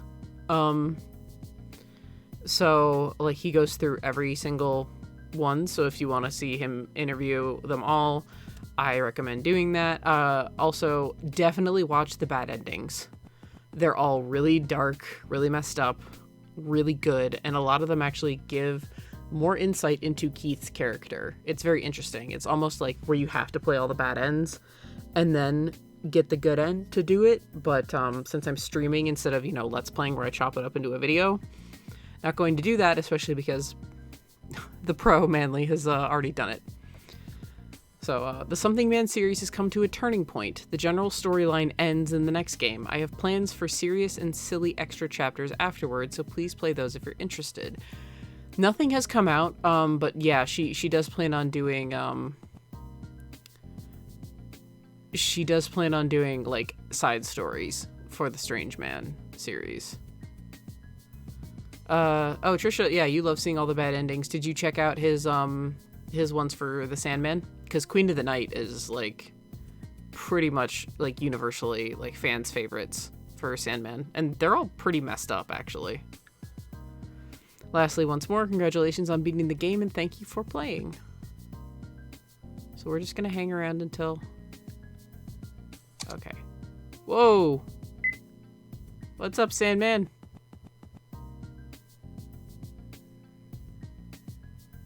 That's like a... Yeah, okay, he's just gonna appear. I wonder why we're a sheepy sheep. Yeah, I'm just gonna save the sheepy sheep data here. Yeah, we're a sheepy. Sheepy, sheepy, sheepy. It reminds me of Catherine, so I'm kind of like, why am I a sheep right now? Like, I'm having Catherine flashbacks. If you haven't played that game, you should. It's really good. It's like Silent Hill meets Tetris. It's really, really good. Strange Men series number 1, The Crooked Man. That is the poster for The Crooked Man as well. That's the poster for The Hanged Man, and that's the poster for The Sandman. The Sandman himself gets out of the damn way. Dude, you just like to bug through everything. But yeah, you can see Sophie kind of afraid on her bed. Yep, Strange Man series number 2, The Sandman. And I think that actually shows you a preview for The Hanged Man, so I'll hold off on that until, again, Katie gets back. I'm just going to wander around as my little sheepy selves. So, Trisha and Chris, while we're waiting, what part of the games did you like best? Like I said, my favorite scene was definitely, like, pretty much any homage to the Crooked Man, I ate it up, and that's why I was like, you need to know the Crooked Man to know that, like, to, like, kind of experience this game fully. It gives, like, a nod to Sandman with Sophie's scene, but that's about it. But, like, they pay, like, Jesus Christ, that image of Sandman is terrifying with him staring at you head on. It's like, my favorite parts are the Crooked Man homages, because as interesting as Keith's story was, I'm just a hoe for the Crooked Man. Anything that gives me more David, and, like, kind of finding out the reason why Shirley left, makes why they got back together make more sense. Yeah, okay, Trisha likes the conversations between David and Keith, so she likes their relationship. They're good foils for each other. Like I've said about 10 million times now. But I mean, it's true, because David's already been through this experience, so he kind of has an idea of similarly of what Keith is going through. Like how he was talking about what Keith actually wants versus what he can have are very, very different and painful, and he can only choose one or the other. You love the boogeyman, he was fucked up and you loved it. Yeah. Chris liked the character of the boogeyman himself. Yeah. The boogeyman, I think, is the strongest villain, especially because the Sandman wasn't really meant to be a villain. Like, I really love the Crooked Man as a villain, but I do think the boogeyman does a better job. Because the Crooked Man was a symbolism for depression. The boogeyman was symbolic only for Keith. And he was a real serial killer. And I've seen people on like TV tropes and on the wikis and shit like that be like, well, what was the motive behind it? And it's like, well, you know, if you guys didn't guess by this point, the notes that were written by a child are very likely that it's very heavily inferred to be Brendan's notes from when he was a child. So he's the one that wrote that whole thing about limbo. So it seems like he kind of had a rough childhood. And I mean, just a lot of, like, he kind of had some of, like, the basic red flag signs of, you know, a serial killer. Like, very basic, very, very basic red flag. From the little bit of true crime that I watch. Versus the oodles and oodles that some of my friends do and can recite to me in their sleep. But yeah, I mean, like, a lot of people are kind of miffed that, like, miffed that Brendan didn't really have, like, a motivation. Like, it wasn't explained to them, but, like, that's kind of Yuri's thing. Like, not everything has to make sense. I'm gonna stay away from you, Sandman. Get away from me. Fucking creeping around me.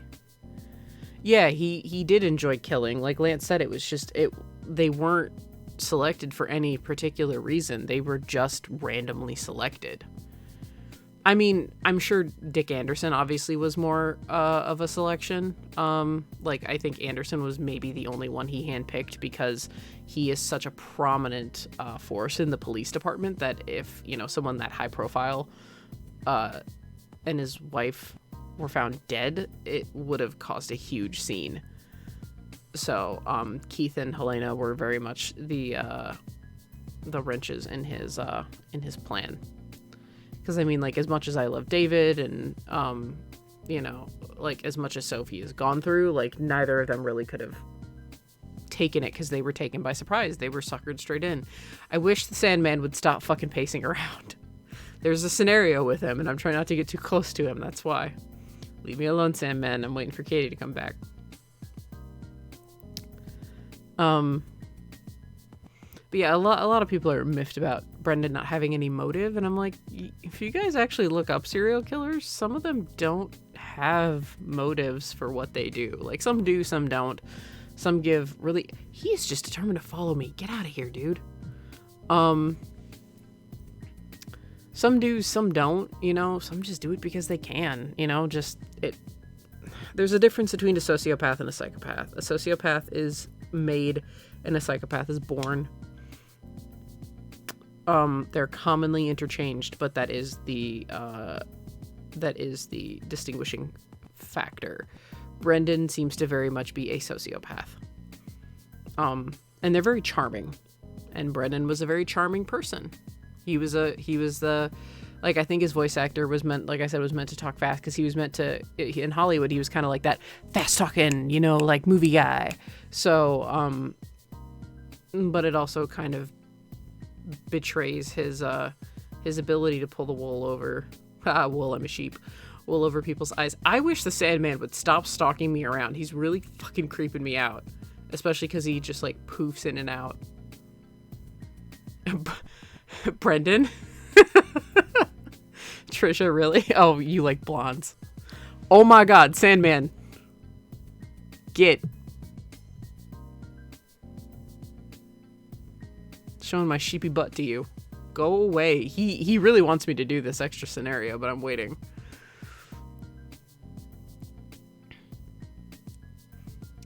Lord. Oh man. Yeah, I just, like I said, I'm so happy that you guys enjoyed this one as much as I do. The Hanged Man, I will warn you, is it's dark. It's just as dark, which again sets the Sandman drastically apart, especially because Yuri didn't really know where she was gonna go with the series, but then like she wanted to do something completely different, so she made Sandman. But then Boogie Man and Hanged Man are very dark for different reasons. So yeah, it's just that's what makes Sandman kind of a weird outlier. I will say Sandman is a more solid game than Hanged Man, but I do enjoy Hanged Man more. There's a lot of interesting meaning behind that because it goes into tarot. And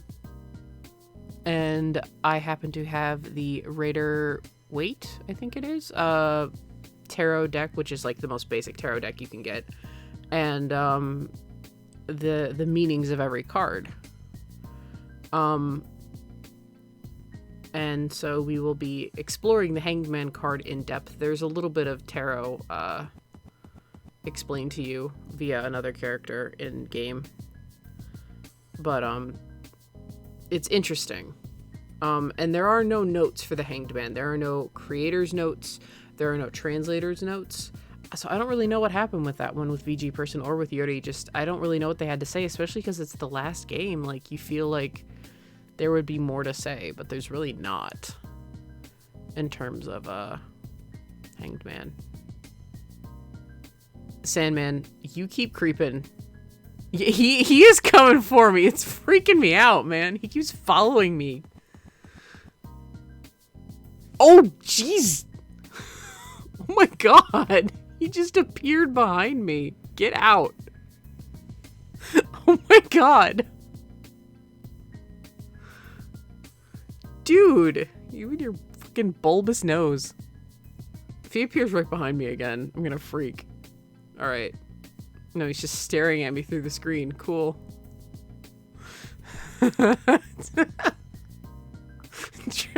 Trisha's having a grand old time there. But yeah, the fights are always different too. I mean, with the other fights in the bad ends, it was kind of like Sandman. You could kind of brute force it. It's not like Crooked Man where he had an obvious AI pattern that you could kind of follow, except for the fight with Fluffy. Like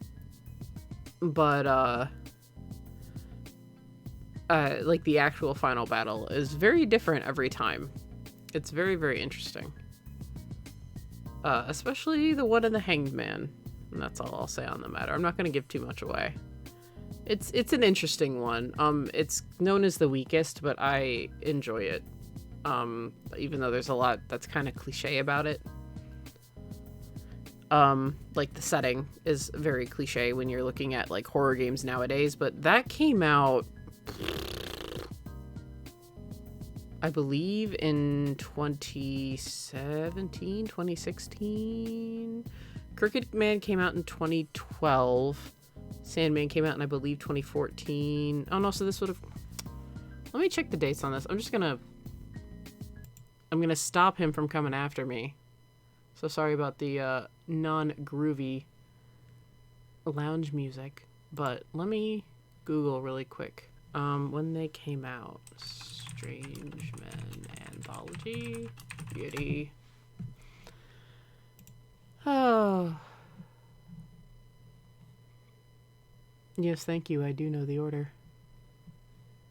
Ooh, good, good, good. That's actually the place where I can find the poster for the Hanged Man.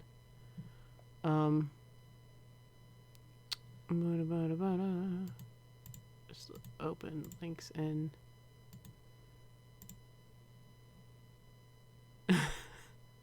I mean, to be fair, I've done the same to Katie. I literally the other day when I was installing, as I affectionately refer to my new extender as, Chonky Boy. Because my old one was one that could sit on its own and was like plugged in, had a wire to it. This is when you plug into an outlet, like most extenders. This is a very powerful one as well. The old one was Netgear and it crapped out, didn't have a warranty. This one is a TP-Link and has a free 2-year warranty. So, and my other one shit out, shit the bed right after that power outage. So when the fire alarm went off and I had to, flip all the breakers to get it to stop. But I mean, like, we've had power outages before and it was hooked up to a surge protector. So the damn thing just shit the bed. I tried troubleshooting my Netgear one for hours and that was not cheap. That was a very expensive, extender and it came very highly recommended. And I was, to be honest, pretty disappointed with it. But the other day when I was setting up Chonky Boy in my room, I said BRB to Katie, and Chonky Boy took 5 minutes to set up, nothing. But finding a place for him in my room where I could hardwire my PS4 to him, and, without him being in the way of other things, that took over an hour and a half, and I told Katie BRB, so she was like, I'll talk to you later. And I had to immediately call her, because I had just come back. And I was like, no, I'm here, I promise. And I have a wire rack of games next to my TV besides that sweet rotating shelf that I built. I have a wire rack of games. And I accidentally just knocked all those over. Oh, loud. So, yeah. I mean, it can happen. One I really want to play is Ebe, but that's one that Katie and I are going to do together. Sorry, I'm on the RPG Maker fandom right now. One I really want to play is Ebe. Katie's back! Yay! I was waiting to do the bonuses for you, so we've just been filling the time with talking about stuff. But yeah, Crooked Man came out in 2012. I was correct about that. Sandman came out in 2014. Boogie Man came out in 2015. Okay. And Hanged Man came out in 2017. Okay, so it's been 3 years and we haven't heard anything yet.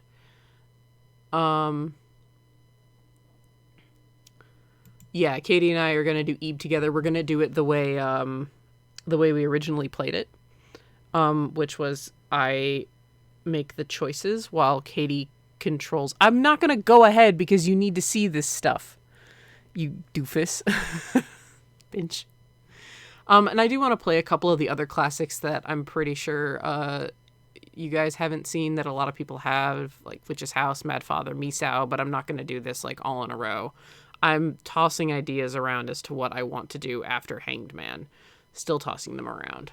But anyway, let's get back because the Sandman is fucking creeping on me, and let's just take care of what he wants. What do you want, Sandman? Yes. We're going to watch the bonus scene.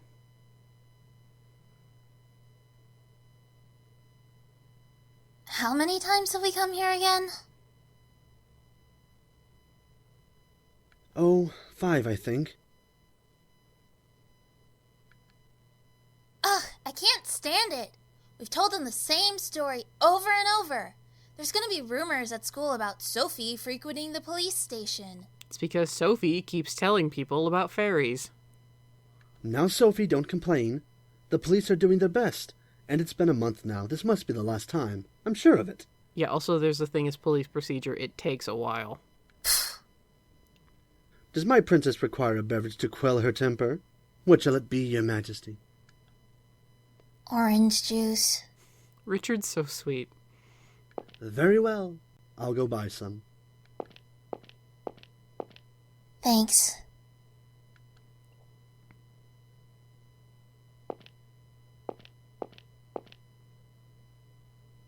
Hey, when those dogs attacked me, you saved me, right? I'm sorry, I have to point this out because it's part of my bloody job. For those of you who don't know what my job is, you're just going to be bamboozled. For those of you who do, you're going to understand it. Those are Craftsman grids in those windows. They're driving me crazy. I can't imagine any other reason those dogs would fall asleep so quickly. Thanks. That is the expression the Sandman usually has in that additional scene when he realizes he's fallen for Sophie, so he's just creeping in a wall. I'm having a great time lately. I'm getting along great with Papa and Anne, and Reagan, well, if she wants to get along, I'll give her a chance. Things are so much better than when I carried all my burden myself. Now I know there's someone always looking out for me. Sometimes I really miss you. You're doing okay, right? How about the other fairies? You know,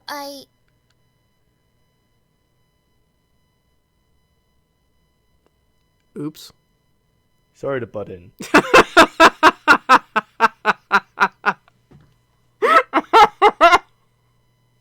I'm sorry. I love what a deadpan snarker Keith is.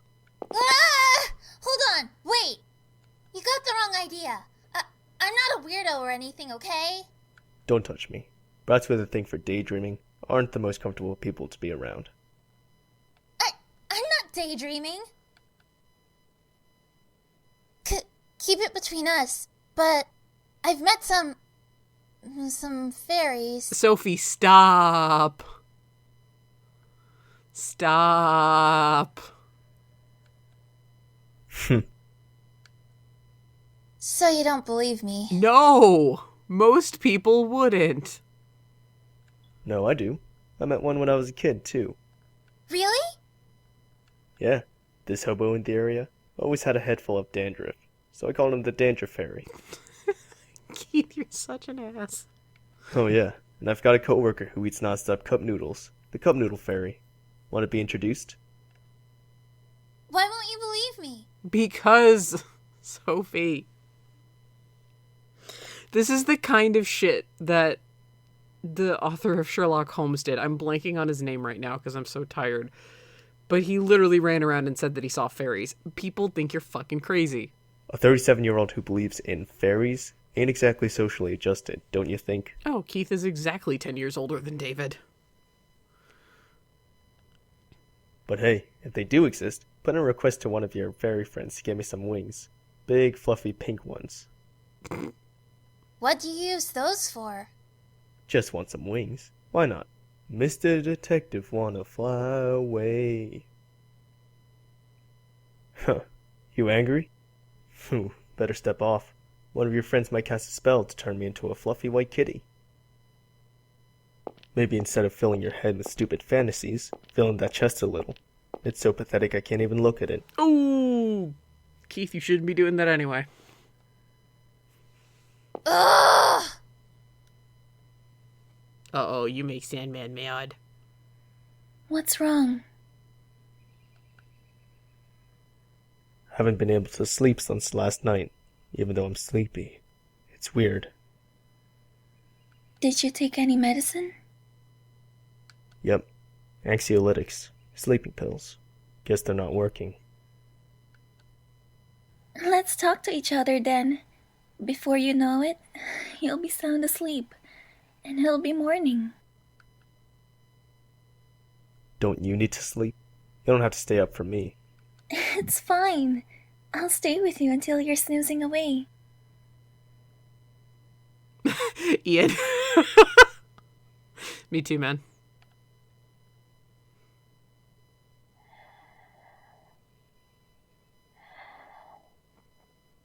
Maybe some exercise would have been better.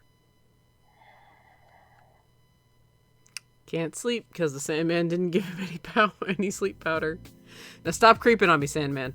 Okay, let's see if this is actually a Ian was probably lurking. He does that in streams quite often, actually. Let's see if this is actually a preview for the next one. Hangman? No, okay. Thought there was a preview. We'll view the character bios. This is VIP room for the fully voiced versions, voice actors, as well as the translator. You can hear thoughts about everyone's other projects and thoughts on voice acting in this game. Again, I'm not going to do everybody. I'm going to do, like, the main characters and Lance and Manly. So, Hi, I'm Chocolate. I do the voice of Sophie. I'm really glad I got to be in this game, especially that I got to play Sophie. I really related to her story in The Sandman, so it's just really awesome that I'm doing her voice, you know? I'm also working on a game, though it has a long way to go before it's finished. It's called Dollhouse, and it'll also be a puzzle exploration type game. okay, let's talk to, like, the star of the hour, which is the Boogie Man, Davosity. Hello, I'm the voice for the Boogie Man. Oh, sorry. Where was I? Oh yeah. Hi, I'm Davosity, the voice of the Boogie Man, but you could just call me Dave. I must say, it was an honor to be able to work with Uri and all the other actors and actresses on this game. I've been a big fan of Uri's games for some time, and when I saw that she was having an audition for a new project, I thought I might try out for a role. I'm not a professional voice actor, in my opinion, but I have done some voiceover work in my past, and I have done some scary story readings. You can find them on YouTube if you're interested. Just search on my name. Anyway, I auditioned and now I'm here in Uri's game. I really enjoyed bringing her character, the Boogie Man, to life. Helping Uri create this game was a fun and rewarding experience for me, and I'm very glad to have been a part of it. I'm also glad that you decided to play this game and have made it this far. Congratulations. I hope you enjoyed playing the Boogie Man. I very much did. No, that's mostly due to you, Davosity. Your performance was a fucking knockout. We'll go talk to Keith. Hello everyone, my name is Max. To most people on the internet, I'm known as Blue Neon Light Show. On YouTube, I go by Epsilon, and I voice Keith for this game. Yeah, I know, lots of names. This was the first time I tried voice acting, so yeah, sorry if I didn't do as good of a job as I could have. It's really been an honor doing this for Yuri. I honestly didn't expect getting the part. You're a good voice actor for Keith. Some friends on Skype said that they were trying out for the Boogie Man, and I thought it would be fun to try. Turns out, Yuri liked my voice, so imagine my surprise when I actually got the part. I really like playing the role as Keith. I always like the cold-hearted characters that work on the side of justice, and is willing to do anything to save the day. Kinda like Jack Bauer, I guess, or Batman. Iffy on the Batman, depends on the universe. Anyway, please try out the other games whenever you get the chance. There's the Sandman, the Crooked Man. I mean, go and check them out if you haven't yet. Thank you for playing through the game, keeping me alive, and more importantly, thank you for saving my wife. I'm sure Serene will be happy that you saved Helena too. Unless you got the other 4 endings first. I did. Then, anyway, feel free to talk to any of us. We all have Skype. Mine is neon.l.show. I don't use Skype. Sorry, Neon. I should probably stop talking now. Congratulations, and good night. Alright, let's go talk to Lance. Hello, this is Nervous from misanthropop.com, aka Lance Canal. I'm recording this with help from my new assistant, Borscht. Say hi, Borscht! I've been a fan of both Uri and VG Person's output for a couple of years now, so it really was a pleasure and an honor to spend the last year working on the Boogie Man alongside them. I've also met a lot of interesting and lovely people from all over the world in the form of my fellow actors and actresses. I suppose Lance would say, "What do you want from me? I've done my job already, give me a break." But I'd really like to thank Uri and VG Person for the wonderful opportunity that they gave me, and I hope we can all work together again someday. I'd also like to thank you for playing the game, and I hope you enjoyed it as much as I did. Thanks. Manly. Hello, I'm Manly Badass Hero, the voice of Dick Anderson. I've been a big fan of the Strange Men series, so when I saw there was auditions, I sent some improv and general recordings, and not only was I accepted, I also found out Uri was a fan of my playthroughs of her games, which needless to say made me feel a bit giddy. Personally, I've liked the games not only because of their similarities to things like Silent Hill, but also that they're relatable to people with depression. Whether or not you're an adult or a young person, I think dark times in your life can really change your perspective on the world, and sometimes this makes you a crooked man. Anyway, I've been glad to help work on this project, and until next time, thanks for playing. When he interviewed himself, he went, "Oh my god, that's just one of my outros." And then, of course, we're gonna go to Sweet Sweet David, and I saved him for last because his story, like, touched me on the same level as Manly's did. Hello everyone, I'm Ro, the voice of David Hoover. First, thank you for playing the Boogie Man. I hope you had as much fun playing as I did voicing in it. Surprise, guys, David's British. His voice actor is British. He did a very convincing American accent. Apparently, according to some British friends of mine, that's actually pretty hard for them to do. So, consider me, like, triple impressed. Thank you, Uri, for making this game, and thank you, VG Person, for translating it, helping Uri, and making some 2D Japanese indie horror games available for English speakers to play. So, I initially came upon Uri's games on VG Person's website. The first of these that I played was The Crooked Man. On my first playthrough, I spoke out all of David's lines to myself, just for fun. I quite like David's everyman character. He was someone we could all relate to because of the things he'd done and seen. He's also really kind and loves to help. He's the kind of soft-spoken protagonist that everyone loves or loves to hate, which you see often in anime and manga. Despite being an avid fan of anime and manga, I found it hard to capture that kind of character with my voice. When I auditioned for a role in The Boogie Man, I had no idea it would be a game that ties together all the characters of Uri's previous other games. So when I learned that I would be the voice of my favorite character, I was very thrilled. Now I am David Hoover. I have a very, very old YouTube channel that I've never uploaded to before, but I'm going to start uploading voice acting clips, games, and whatever I can think of there. It is youtube.com/Rokuro. That's ROUKURO. And yes, I know I spelled that particular name wrong. It won't have much for now, but I'll be uploading more as time passes, and hopefully people will like it. This was back in the olden days when your username was just your YouTube URL. Now you need 4 things, 3 of the 4 of which I have, the 4th I don't, which is over 100 subscribers. Until I get over 100 subscribers, I have a string of gobbledygook for my YouTube URL, and I'm not happy about that. Oh, and if you want me to voice act for your game or project, feel free to send me a message at that channel. I thought that was just very sweet. He's very much the character that he loved, and I just thought that was so stinking cute. Again, if you want to see everybody else's, I highly just recommend checking out Manly's thing. He goes through everybody. Fucking Sandman, get out of here. Okay, so we've got our character bios. Keith Baring, age 37, he's 6'1", blood type AB, local police inspector, rank detective 3rd. I'm not quite sure what that means. Cold and unfazed but determined. He has an obsession with protecting people out of guilt over his son's death. Didn't want to become a detective at first, but met Helena while finding at college and ended up joining the force to win her over. Sharp-tongued, he often lets things slip in front of his son, which his son would later imitate. Dick is his boss, but also like an undesired friend who gets along with the whole family. After the incident, he goes for counseling at Dick's suggestion. He hates liver. Yeah, I agree with you there, Ian. Ian was saying it's easy to forget that actors like Andrew Garfield and Olivia Cooke are British. Their famous performances are so convincing. Same with Hugh Jackman. I forget he's Australian. I completely forget he's an Aussie all the time.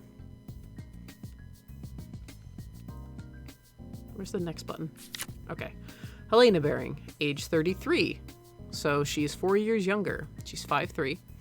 Keith's wife, a gentle, lovable woman, appears carefree but is strong at her core. She's highly expressive, laughing and crying often. She met Keith as a student and quickly married him after graduating college. A year later, they had a son. She suffered emotionally for years after her son's death, but has recovered by now. She doesn't eat meat, not because she's vegetarian, just because she hates it. Her hobby is collecting tea from all over the world. David Hoover, age 27, so he was 25 during The Crooked Man. Height, 6 foot. The Crooked Man's hero, works for a trading company. It's actually Paul's, I believe. He's made a complete turn from his previous moodiness, married to Shirley for 3 months now. They kept their names. An honest fellow, but extremely unlucky. He's athletic and strong, but a little slow in the uptake. He challenged his friend Paul to a chili dog contest, and Paul got gastritis, so couldn't attend the tour. Scared of dogs due to a traumatic incident as a kid where he was chased by one for an hour. You sweet, sweet man. I love you. Sophie Grundler, age 17. She has not aged since Sandman. Height 5'1". She's small. High school student, Richard's daughter, the Sandman's heroine, and a lively girl. Didn't like her dad for a long time, but they reconciled. Maybe as a result, she seems a little too attached lately. No kidding. Somewhat cheekier than before, absolutely, but still diligent as ever. We didn't get to see that, really. Gets along well with David and Shirley as older friends. A little uneasy as girls at school are getting boyfriends. Not finding anyone she likes is her main worry for now, because the Sandman has her ability to love and won't give it back. A little fucked up. Loves ice cream.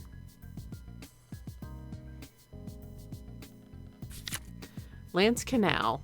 Oh, here you go, Katie. Your boy gets a thing. He's 31. He's 5'10". Ex-journalist photographer, works for a small publisher.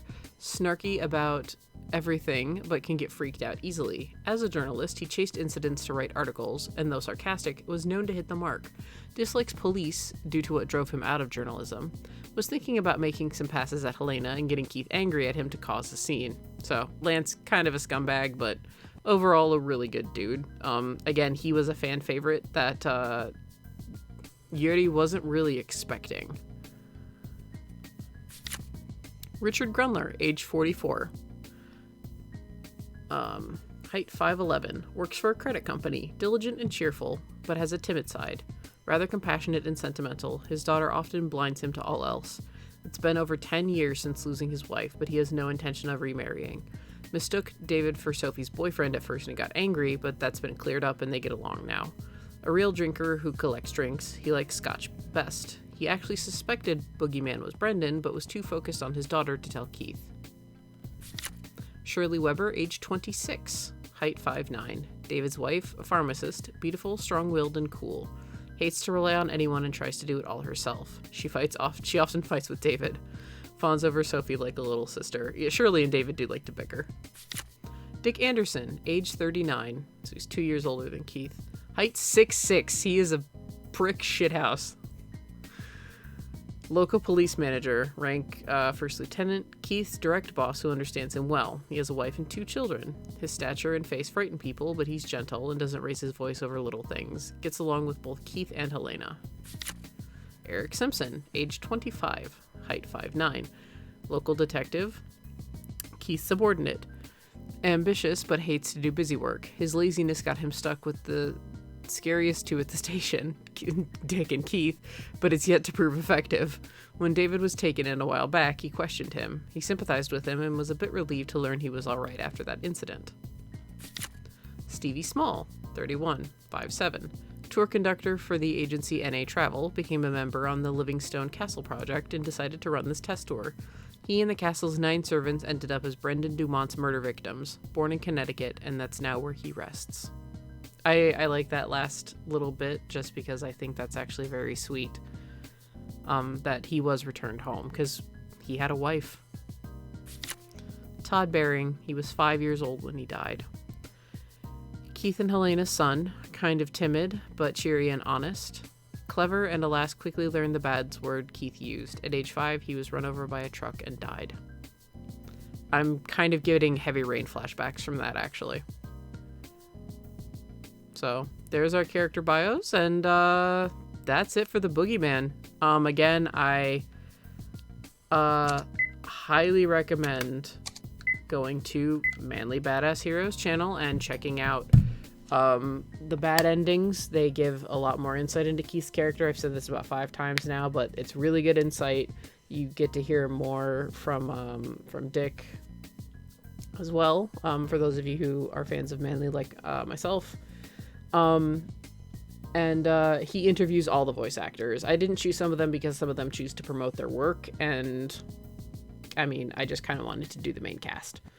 So, I'm glad that Chonky Boy here worked out Hoping you guys didn't experience a delay in anything, but he was pretty good throughout. My OBS was mostly green, so seems like it's working pretty well. So with that said, I will be resuming my every other day schedule. The next is The Hanged Man. You don't really need to know too much. There's just things that are dropped from other games. The Hanged Man is very much a separate entity. So let's see, today is Sunday, so on Tuesday at 5 o'clock we will do the first 2 hours of The Hanged Man. So we will see the intro and maybe get a little bit into the game, because as you're noticing, Yuri likes very long beginnings and very long endings. And that will be it for the Strange Man anthology. And then I've got ideas I'm tossing around, so I'll put up a poll or some shit on facebook.com/Val's Video Game Valhalla, VALS Video Game Valhalla, VAL Valhalla, HALLA Valhalla. It's the same as my Twitch, damn it. Like me on there, follow me on there. I do notify, I post when I'm gonna go live, I post what I have planned, yada yada. So I will probably start changing everything tomorrow. And until then, I will see you guys then. Yeah, alright. Thanks. Yep, laughing at me now, because I'm just like, it's the same as my fucking Twitch name. I actually was not looking at my Twitch when I was trying to spell it out. I was staring at the save screen. So, yeah. I did not say yada yada. I said yada yada. You heard yada yada. I'm not going full JoJo's yet, even though Yuri is a JoJo's fan. Yeah. So, hope you guys had fun. I've surpassed my 2-hour mark by about 13 minutes really, but I will see you guys next time. Have a good night, everybody.